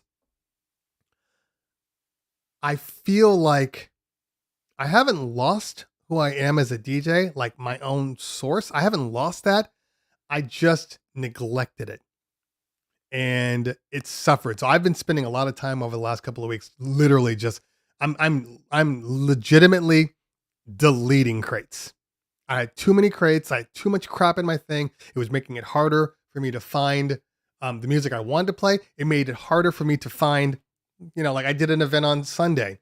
It was casual, outside, cool vibe thing. And I'm like, okay, what am I going to play? Because I didn't really plan it, because it was like a last minute thing. So I played. It was good. Not a problem with that. The problem was when I went home and I was going back in the lexicon to make adjustments to music. And then this playlist pops up. Oh, that would have been amazing had I played this. And this pops up. Oh, that would have been great too. I'm feeling like I'm getting lost in my own stuff. So like I said, I'm deleting out playlists. I'm not so much starting from scratch, because like my Check 1 2 folder database of all the music I play there is rock solid. But like anytime when I'm out, like I have three larger gigs coming up. Let's see, I'm DJing Snapback on April 1st in Fullerton, which is basically old school, which nowadays old school is not old school. Okay. Old school is not 90s. So if you ever get booked in a club and they're like, oh, we like old school, it's not 90s music. Old school is 2000s. Old school is Little John era. That's old school. So just put that in the back of your head. So, it's with this club is like old school and like, old school classic rock and that kind of stuff. Then on the 15th, I'm playing at Lucky Day in Vegas. I have a bar mitzvah that weekend. So I'll be at NAMM for Thursday and Friday. And then I got to fly out on Friday morning to do my bar mitzvah. After the bar mitzvah, I'm DJing Lucky Day. Lucky Day is again, old school hip hop, because it's the same snapback company. It's old school hip hop, but it's also Latin, because they have a huge Latin population there. So I got to go back and forth. I'm not worried about that one because, I've been doing a lot of Latin, so that's not an issue. Then on the 22nd, I'm doing a club called Bogies in Westlake. That is pure open format. So I can play anything, EDM, hip hop, Latin, Bad Bunny, all of these things, right? If my crates are shitty, it's going to affect me. So, and I'm not talking about, oh, let me do a crate and I set up my whole playlist and DJ from 1 to 30. I'm not saying that. I'm just saying having my crates clear and concise, so where I know when I go into this folder, this is the stuff I want to play. Not when I go into this folder, let me sort through a whole bunch of stuff I have no intention of playing. So this is my thing. This is my job. This is what I've been working on for the last couple of weeks, cleaning out my stuff. When you delete the crates and the music, you still have the music in your library. If you delete the crate, your music still exists. If you delete the song from your crate itself, the song still exists. If you do, I know it gets confusing, because there's a control Control delete deletes the song, but control, I think it's control option delete deletes it from your actual hard drive. So you got to be clear about which one you're using to delete. So I think, I think that's what it is. Anyway, DJ Audio One says Snapback is so much fun. It's one of the best clubs out. It's just a good time. No matter which Snapback you go to, it's just a good time. And I do really love what Snapback. Snapback came out and just took over Vegas. There is a place in Vegas. Shift Command Delete. Thank you. There is a downtown Vegas. They renovated when the Raiders came to town, and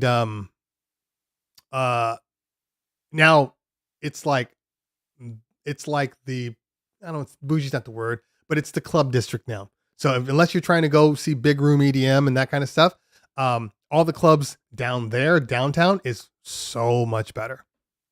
So much better. Okay. Okay. Keith just asked when and where. So that's it's, I don't know exactly what it's called. I can let you know next week. It's at Jason Jamaz. Jamaz is like, hello, may I know who this is? I believe we met at the Mech show. Let me just put it in here. That's funny. It's funny because my text message to him was sent on 2/21/23. He's answering now.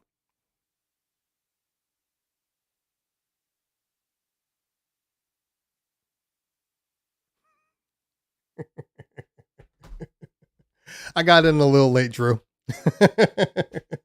Okay, but back to this. What is this place called? I know it's in the calendar already.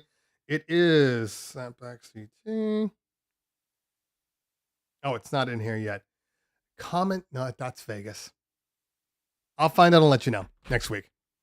I mean, there will be a flyer for it. So make sure you're following me on Instagram because that's where I post all of my shows and stuff.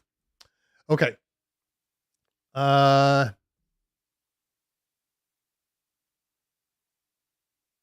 Okay, let's see here. Oh, Redbone. So the North Carolina gig is still going on, but it's been delayed.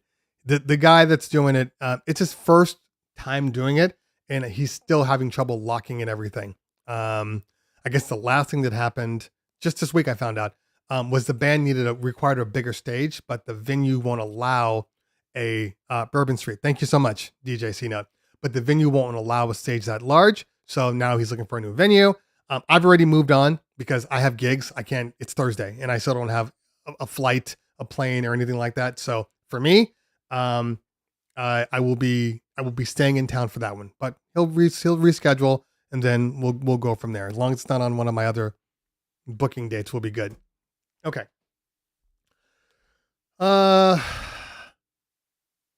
Let's see here. Ernest says, how do you handle the stress of overseeing multiple events on a given day plus DJing yourself as well?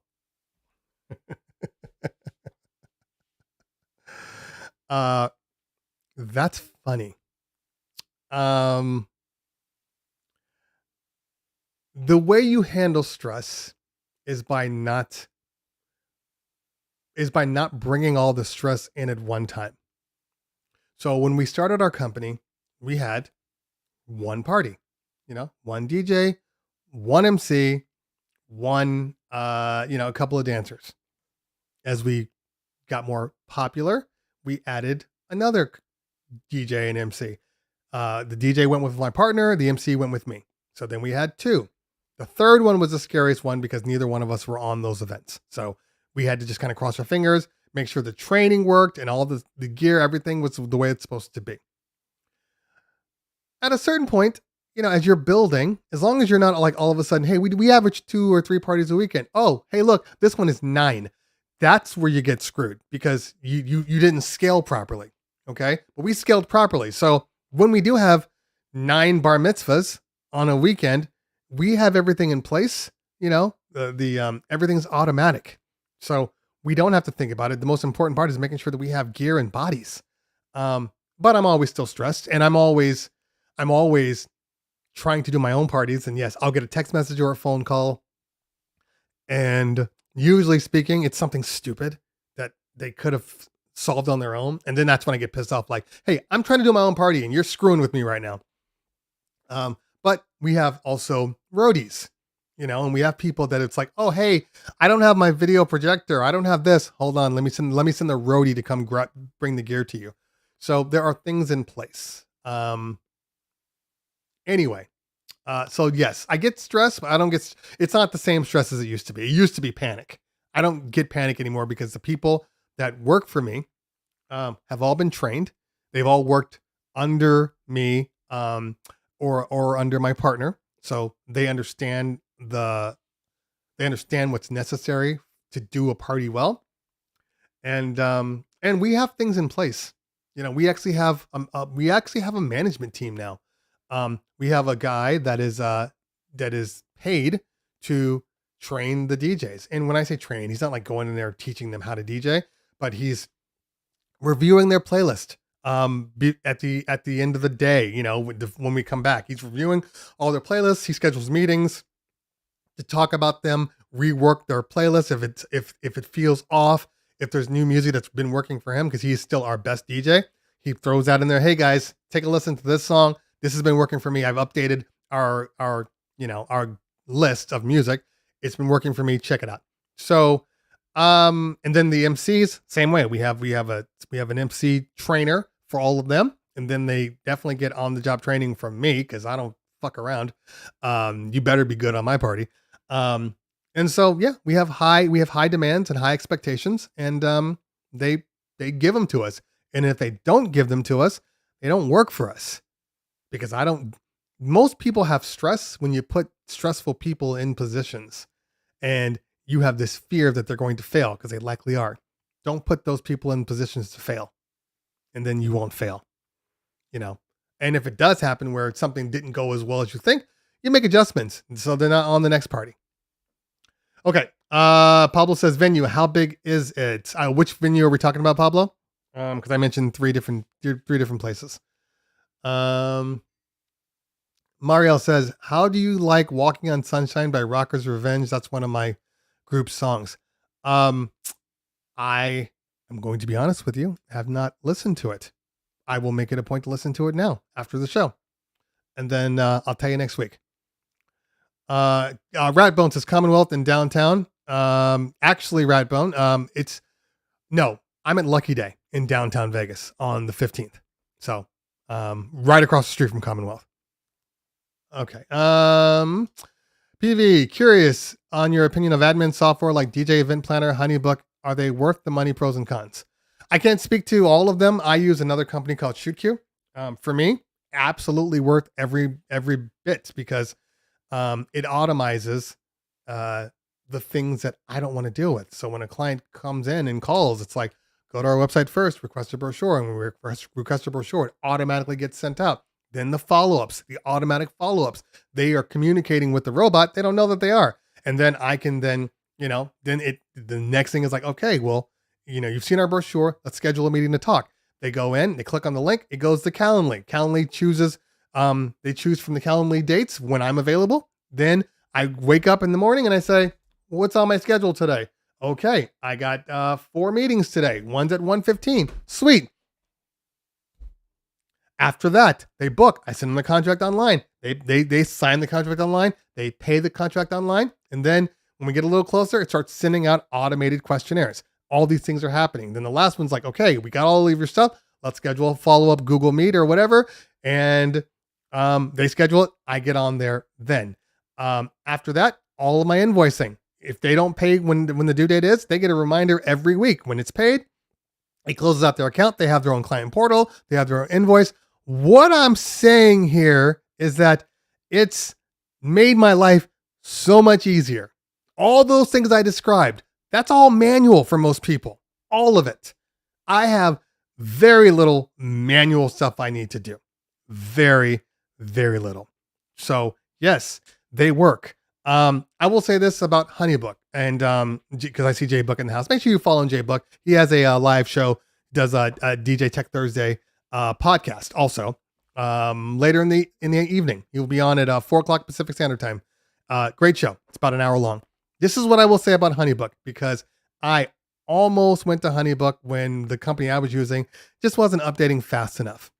I like Honeybook and I don't like Honeybook at the same time. The problem with Honeybook is two things. And this is the problem with most CRMs out there, most of them. The biggest problem is that is their analytics. They have zero analytics. Most of these other CRMs out there. So that's one thing. If I want to see, hey, what's my highest selling product, and map it out and put it in a chart, Honeybook doesn't do that. And then the biggest thing, at least from my experience when I originally used Honeybook, when I tested it out, you can modify your contracts like on the fly. I don't want to do that. Like if you change something in the contract, it's just changed. Like I need an addendum. I can't have contracts being able to be changed off the fly. That's I don't even know if that's legal, to be honest with you. So yeah, Honeybook looks good. Honeybook's really good from a customer perspective. You know, what the client sees is great. And it says, well, at least not for music planning. Yes, for music planning, you know, there are some websites out there that you can send them to, and some of the CRMs have them built in. I don't. You know, I have them send me their Spotify playlist, and then I pull it in through Soundees. You know, I don't want. The only thing we have suggestions for is like mother-son dance or father-daughter dance or grand entrance song. Those are the only things. I don't like to give people database lists. Hey, you know, here's our music. Choose from here if you know your request list, because all they're doing is trying to cut out stuff that would normally work that they don't think works, but they have no idea because they're not DJs. They have no idea that they may not like a song, but their entire crowd does. And unless they hate it, come on, man, let me do my job. So I have clients all the time. Can I see your music database? No. Well, how do I know what you're going to play? Because I'm a professional DJ. That's it. Stand by your guns, guys. You know, if they're picking every song that you play, you're not DJing. You're just a meat sack Apple Music.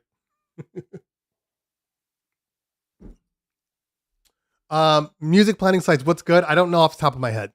There's a couple out there that do a good job, but I don't have it at the top of my head, unfortunately. Okay. A couple more questions and I'm going to get out of here.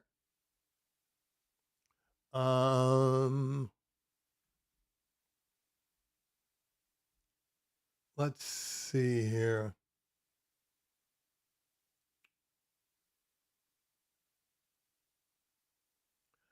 Okay, I'm just going back up, trying to see other questions to see if I've answered everything. I've been pretty good today. I think I've been pretty good. Got a good balance of talking and answering questions. So we had a good show today. Make sure you guys check out, and we're not done yet, but make sure you guys check out the Rain 4 1 month update.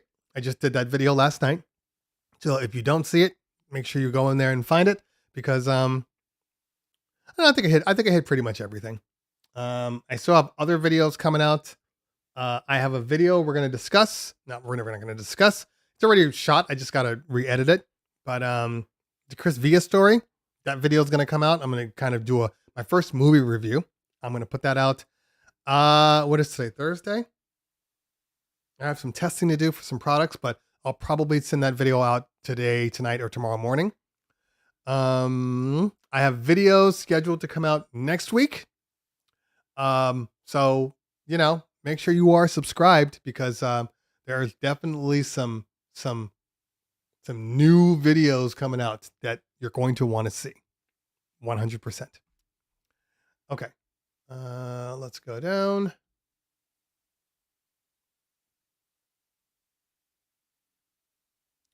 I've answered everybody's question, Ruben.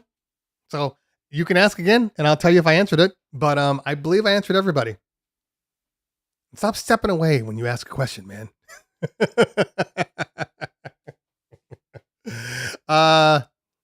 Okay. Everything in proper balance. I don't have a knife. DJ Rod's in the building. What's going on? Keith just says I use DJ Event Planner and limit their music choices outside of important songs. I get that. Do you ask a pilot to show you his flight plan? Exactly. Vibo DJ, that's a good one for music. One thing I don't like about it is that it's recommending songs to clients I can't find. Yeah, that's a problem. That's an absolute problem. If it's doing that, I don't want nothing to do with it, you know? So I want to limit how much control a client has over me. I want them to feel like they have control, but I also want to set up kind of those glass walls that they can't see, but it's stopping them. Because when you give a client too much control, they're going to burn down their own party. I mean, I have never experienced it any differently. When they have too much control, they ruin their parties. Have to take the control out of their hands.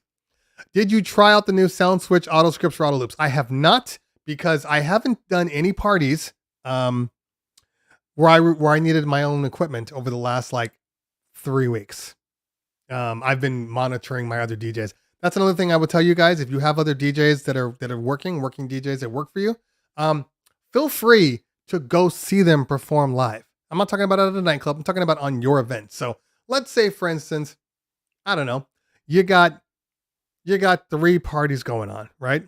Maybe you have a staff of like 5 DJs.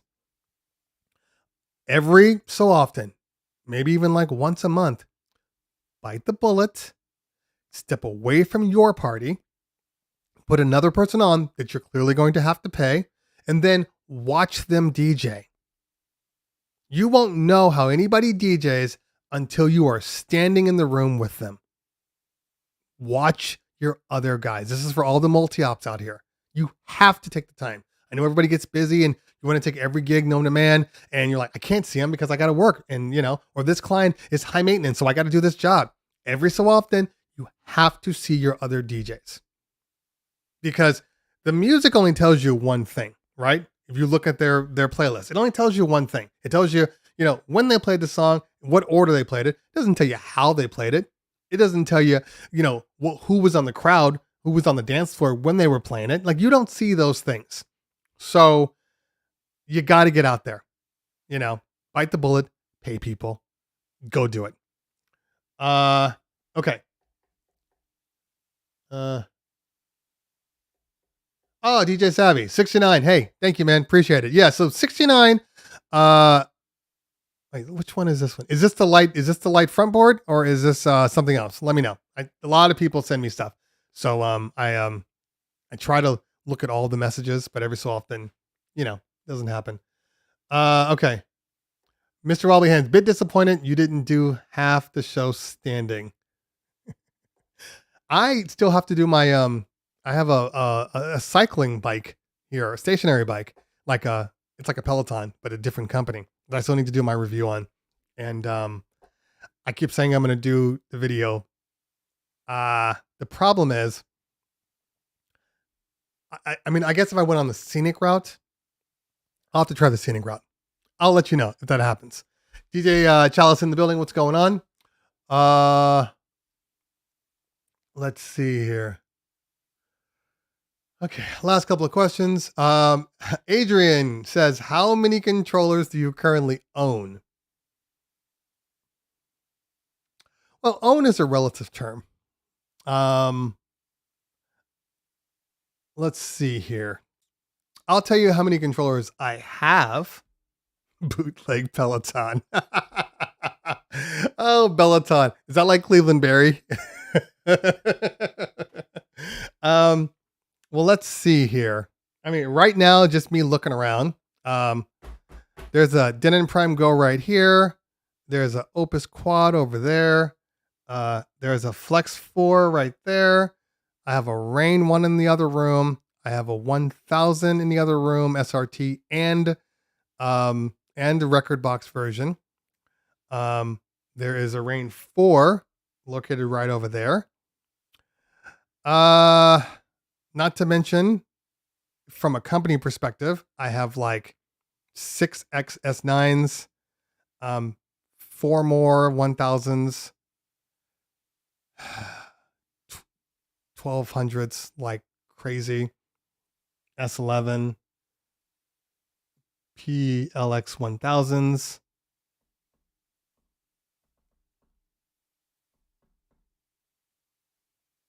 Some stuff I can't talk about. There's a lot of stuff. I got a lot of stuff. And I'm and S5 and a Pioneer DJ MS5. I'm gonna do a video, a pure or truly mobile DJ video soon.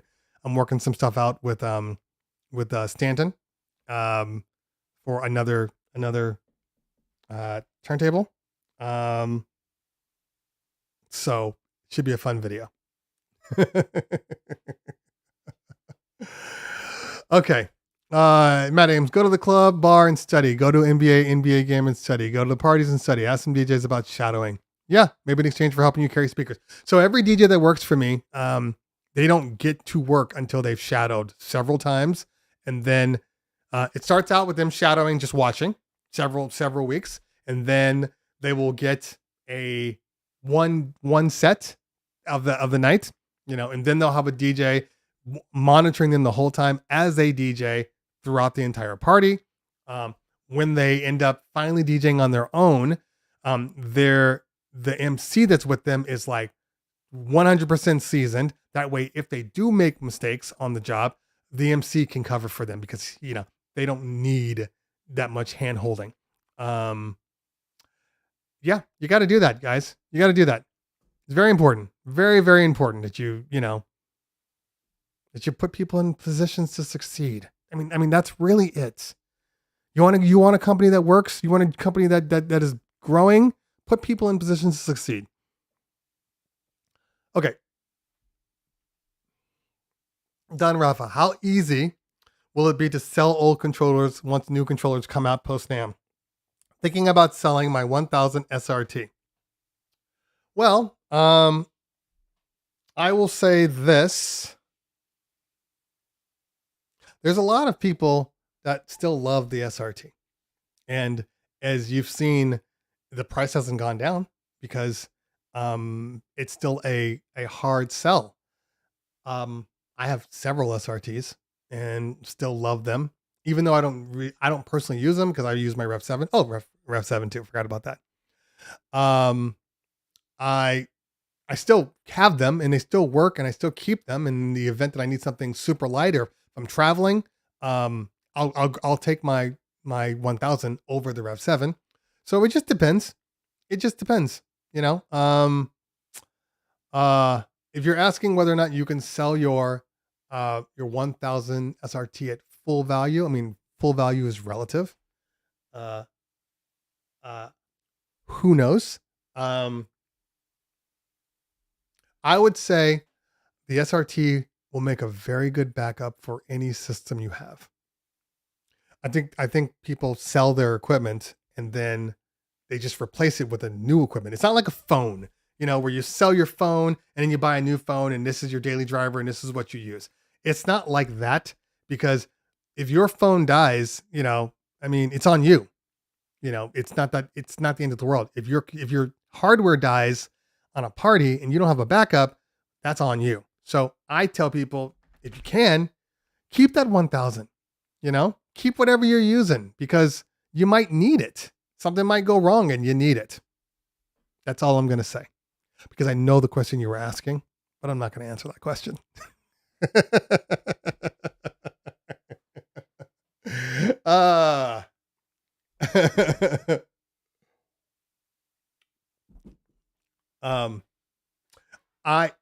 As Audio One said, the 1000 is probably, I'm going to go out on a limb and saying the 1000 is probably the best controller ever made.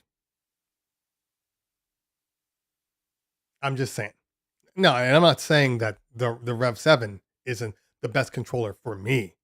It is. But the 1000, as far as what it does, what it did, and who it's for and who can use it, It's literally the best controller ever made, in my opinion. And that comes from somebody, if you're a turntable DJ or if you're a CDJ DJ.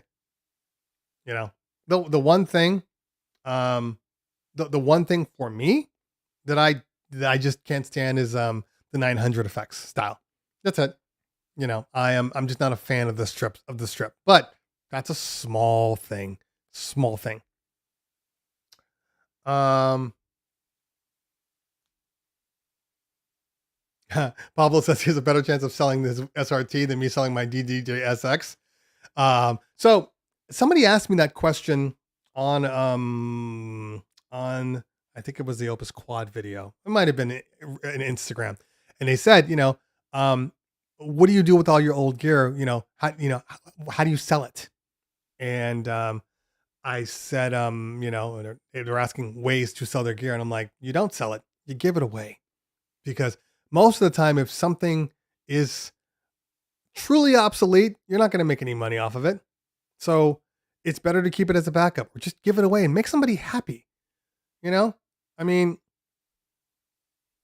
I have 4 Rain 62s sitting in my possession that I'm never going to use ever again. And I can't really sell those things. Nobody wants a Rain 62, but somebody will take a Rain 62. I could not sell my my Sherwin Vega Earthquakes. Couldn't sell them for $1.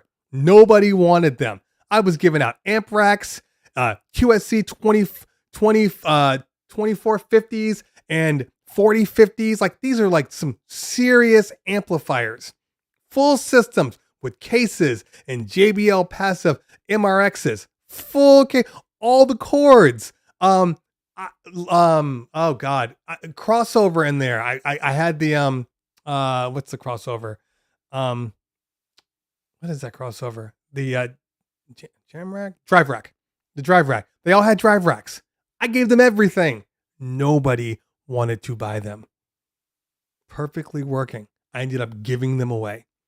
Some guy from Vegas came and got it. So Phi Mobile Sounds makes a perfect statement. Should have gotten your money's worth out of your equipment. So any gear that you own, if you are actually using that equipment, it's paid itself back. So you don't have to feel bad, even if you did give it away, because you've made your money back. All my speakers, all those Sherwin Vegas, all those systems that I paid, I bought lighting trusses and everything. Every system was like $30K. Every system. I made every dime back and more off those systems. So I can't feel bad if I'm like, just get rid of them. Like, what do you mean? What do you mean? Just get rid of them. You don't need them. You made your money off of them. You're fine. I made your money and more. So don't worry about it. War and Peace. What's going on, Warren? War and Peace. If you don't know War and Peace, that's one of the owners at DMS. So if you need a great record pool, DMS.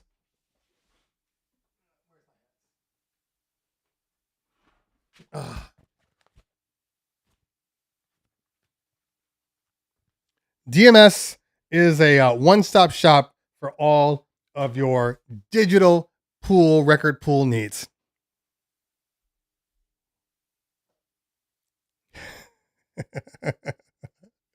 Not giving away shit to you. I still got thumb drives I can't use. Oh, okay. So Warren is a huge Rekordbox DJ fan, and for anybody that hasn't used Rekordbox, I'm going to say this: Rekordbox is a really, really good program. I know people are all about Serato, and that's it. I'm a Serato guy, but every time I open up Rekordbox and I see the things that it does, I'm a little annoyed that I'm stuck on Serato. Now, I'm stuck on Serato no matter what, because I'm using a Rev 7. So I have to stay in Serato. But man, some of the stuff that Rekordbox DJ, like, this is how I know. Because every time I review a product, and it's Rekordbox and Serato, I will open it up and I will automatically default to Serato, right? And I'll start testing everything, and I'm just like, okay, this is fine. oh, it would have been cool if it did this too. It doesn't do that. And I'm texting my Pioneer DJ guys, hey, does it do this? And like, no, it doesn't. Hey, does it do this? No, it doesn't. And then I open up Rekordbox and I start messing with the same hardware, Flex 4, whatever. And I start messing with it in Rekordbox. I'm like, oh, look, it does the thing I wanted it to do here. Oh, wow. I didn't know you could route the sound out of here and the effects out of here. This is amazing. Rekordbox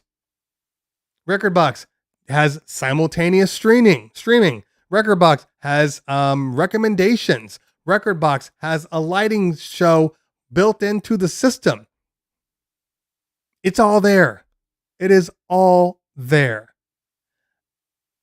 And yet, we still use Serato. Well, Warren doesn't, but I do. So I guess what I'm saying is that who knows? Who knows? At one point, maybe I'll be a Rekordbox guy. Who knows?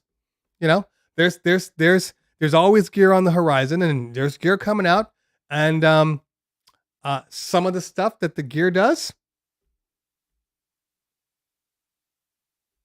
Anyway, you should definitely do a mix on the Flex 4. That's the first one I got. Really good controller. Yeah, no, Flex 4 is great. I got one over there. It's a fantastic controller. Do I get a cool hat if I subscribe, says Pablo? Maybe. It took forever to get this hat. Although my favorite one is my orange hat, because I've been asking for orange hat. I was asking for it when I first saw it, and they finally made them. And this is the one that happened to be right there, because I do wear the orange hat. And I will say this: I am a little tired. I didn't get to the gym, so I didn't get the chance to get the blood rushing through my body this morning. But next time it'll be different. So this is what I know, though. This is the one thing I know. I have family, friends in all of the record pools. That could be BeatSource, DJ City, DMS, and several others. The only one that I've received a hat from and kind of more product, I have been to, this is a running joke, by the way. And if you talk to anybody, Dazzler or Styles Davis, they'll know this joke. I have been to BeatSource DJ City headquarters, multiple headquarters, never gotten one piece of product. I think my cup was the only thing, and that was only because they were trying to rep BeatSource. So, hey. Oh, edit mode audio one? Yes. So, for anybody else that doesn't know, if you want to pull a GarageBand or like Ableton and edit your tracks and maybe put an instrumental in front of it, you can do that all from within Rekordbox. All of it. It's really good. It's really good. What Rekordbox offers for free with the Rekordbox controller is a great value. The same features in Serato will cost you either baked in cost or higher end. Yeah. Well, Philip, yes, but that also depends on which piece of gear you have, because some of them are definitely subscription based. But there aren't multiple levels. It's like all or nothing, which is what I do like about Rekordbox. So that's good. Okay. All right. 2 minutes and then I'm out of here, because if CT pays for shipping, you'll get a hat. Guess you're not getting a hat, bro. Audio One says, my students are learning both Rekordbox and Serato. They still need foundation skills to use either, beat matching, phrasing, and so on. Yeah. So, that's what I'll say. Because there's tons of applications out there. Mixmaster GNL has some great ones that allow you to move your database, your system, your crates over to whatever software you want to use. So let's say you do use Serato. You can just move it over to Rekordbox, and then you can start testing it as long as your hardware uses Rekordbox. So more people should be testing other softwares.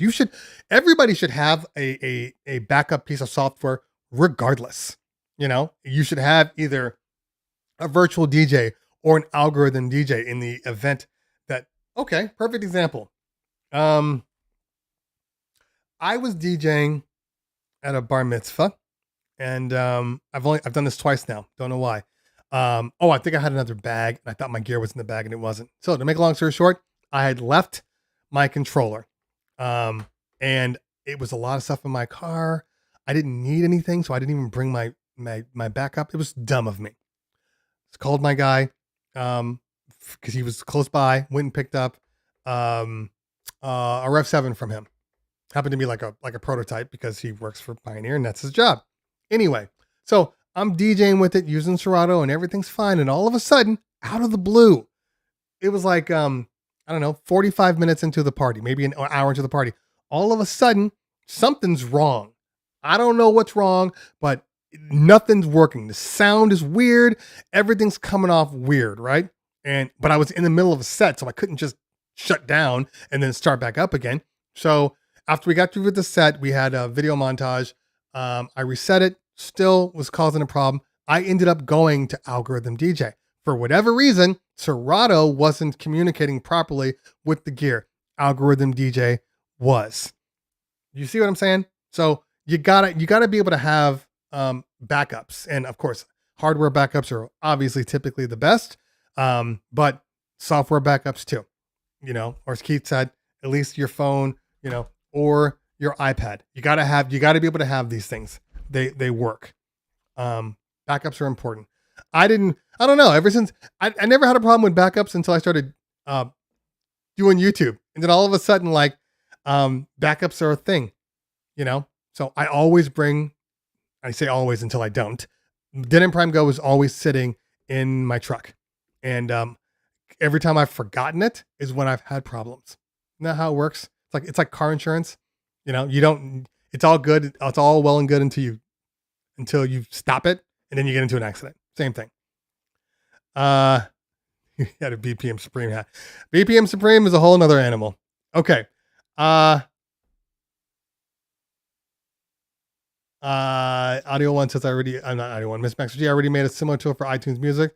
This will be the Rekordbox equivalent. Yeah. Make sure you guys are following Mixmaster G. Get on his applications, the digital conversion utilities. It's great stuff. It's great stuff.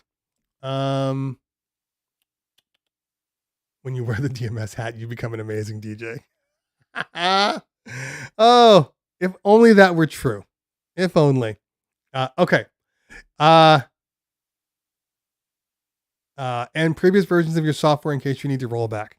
Yeah, I mean, I tend my problem is I have future versions of software, and every so often they will conflict with one another. So even though they're completely named differently, every so often it'll act stupid. So that's my biggest concern is that. But yeah, having older versions, every time I've ever typically when I update Serato, and this is a tip for most people out there, when you update Serato, before you update, go into the application folder and just rename it, and rename Serato to the point release that it is. So maybe, it's 2.1, put that in there, and then install the new Serato, and it'll install it as the main Serato, but then you always have your backup in case you need to go back, because sometimes it's not necessarily, sometimes hardware just works better with the older stuff, or maybe something in the new one, bug fix is tweaked out. So you got to go out of it. Okay. DJ MS hat comes with DJ Cubert mode. I could make a joke right there, Warren, but I won't. I could make a joke. I could be real petty right now, but I won't. Okay. I carry 2 USBs with both Serato and Rekordbox crates. Thanks in part to the DJs. Yeah, there you go. Okay. Plus 2 real records. Yeah. Now, Pablo says, I bought Mixmaster G stuff. Need time to test it out, but I wanted to support. Serato crate namer. So, look, Mixmaster's got all the things. And this will be the first time that I actually meet Mixmaster GNL. He will be at NAMM this year. So we get to see him. I'm sorry, Mixmaster, where are you going to be? Are you on the top? Are you in the main room? Or are you downstairs with the with all the imports? Where are you going to be? Let us know in the chat, because I know some people are going. By the way, how many people are going to NAMM this year? Put it in the chat.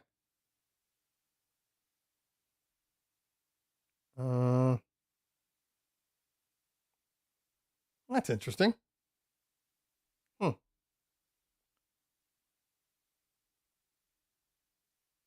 Okay. Yeah, who's going to NAMM? And then, sorry, I'm just answering this email because I got to get on a call. Yes, I will. Make sure you check out the tutorials. I'm next to Reloop. Oh, wow. You're real close. Okay, great. You can smack Reloop for me.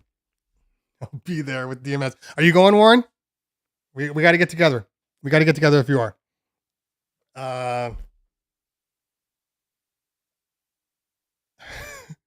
I'm banned from the US. Yeah, Philip, we'll stand there and we'll just, Mixmaster will do his Arnold Schwarzenegger. Get in the gear. Go. That was horrible. That was horrible. That was a horrible, horrible Arnold Schwarzenegger.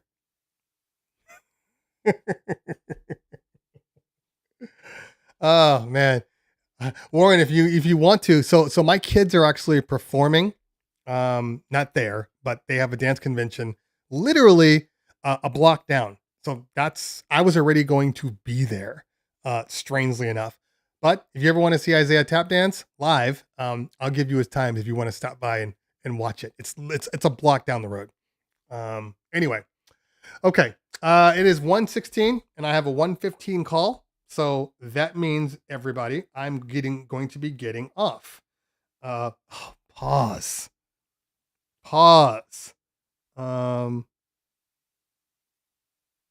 San Juan Capistrano. It's amazing how much, it's amazing how many people are booking us to travel now. This last couple of years have been crazy. We're in Arizona. We are in Arizona at least once a month. We are in the Bay Area, like 2 to 3 times a month. We're in Vegas once a month now. Like I said, I'm in Vegas next month for a bar mitzvah.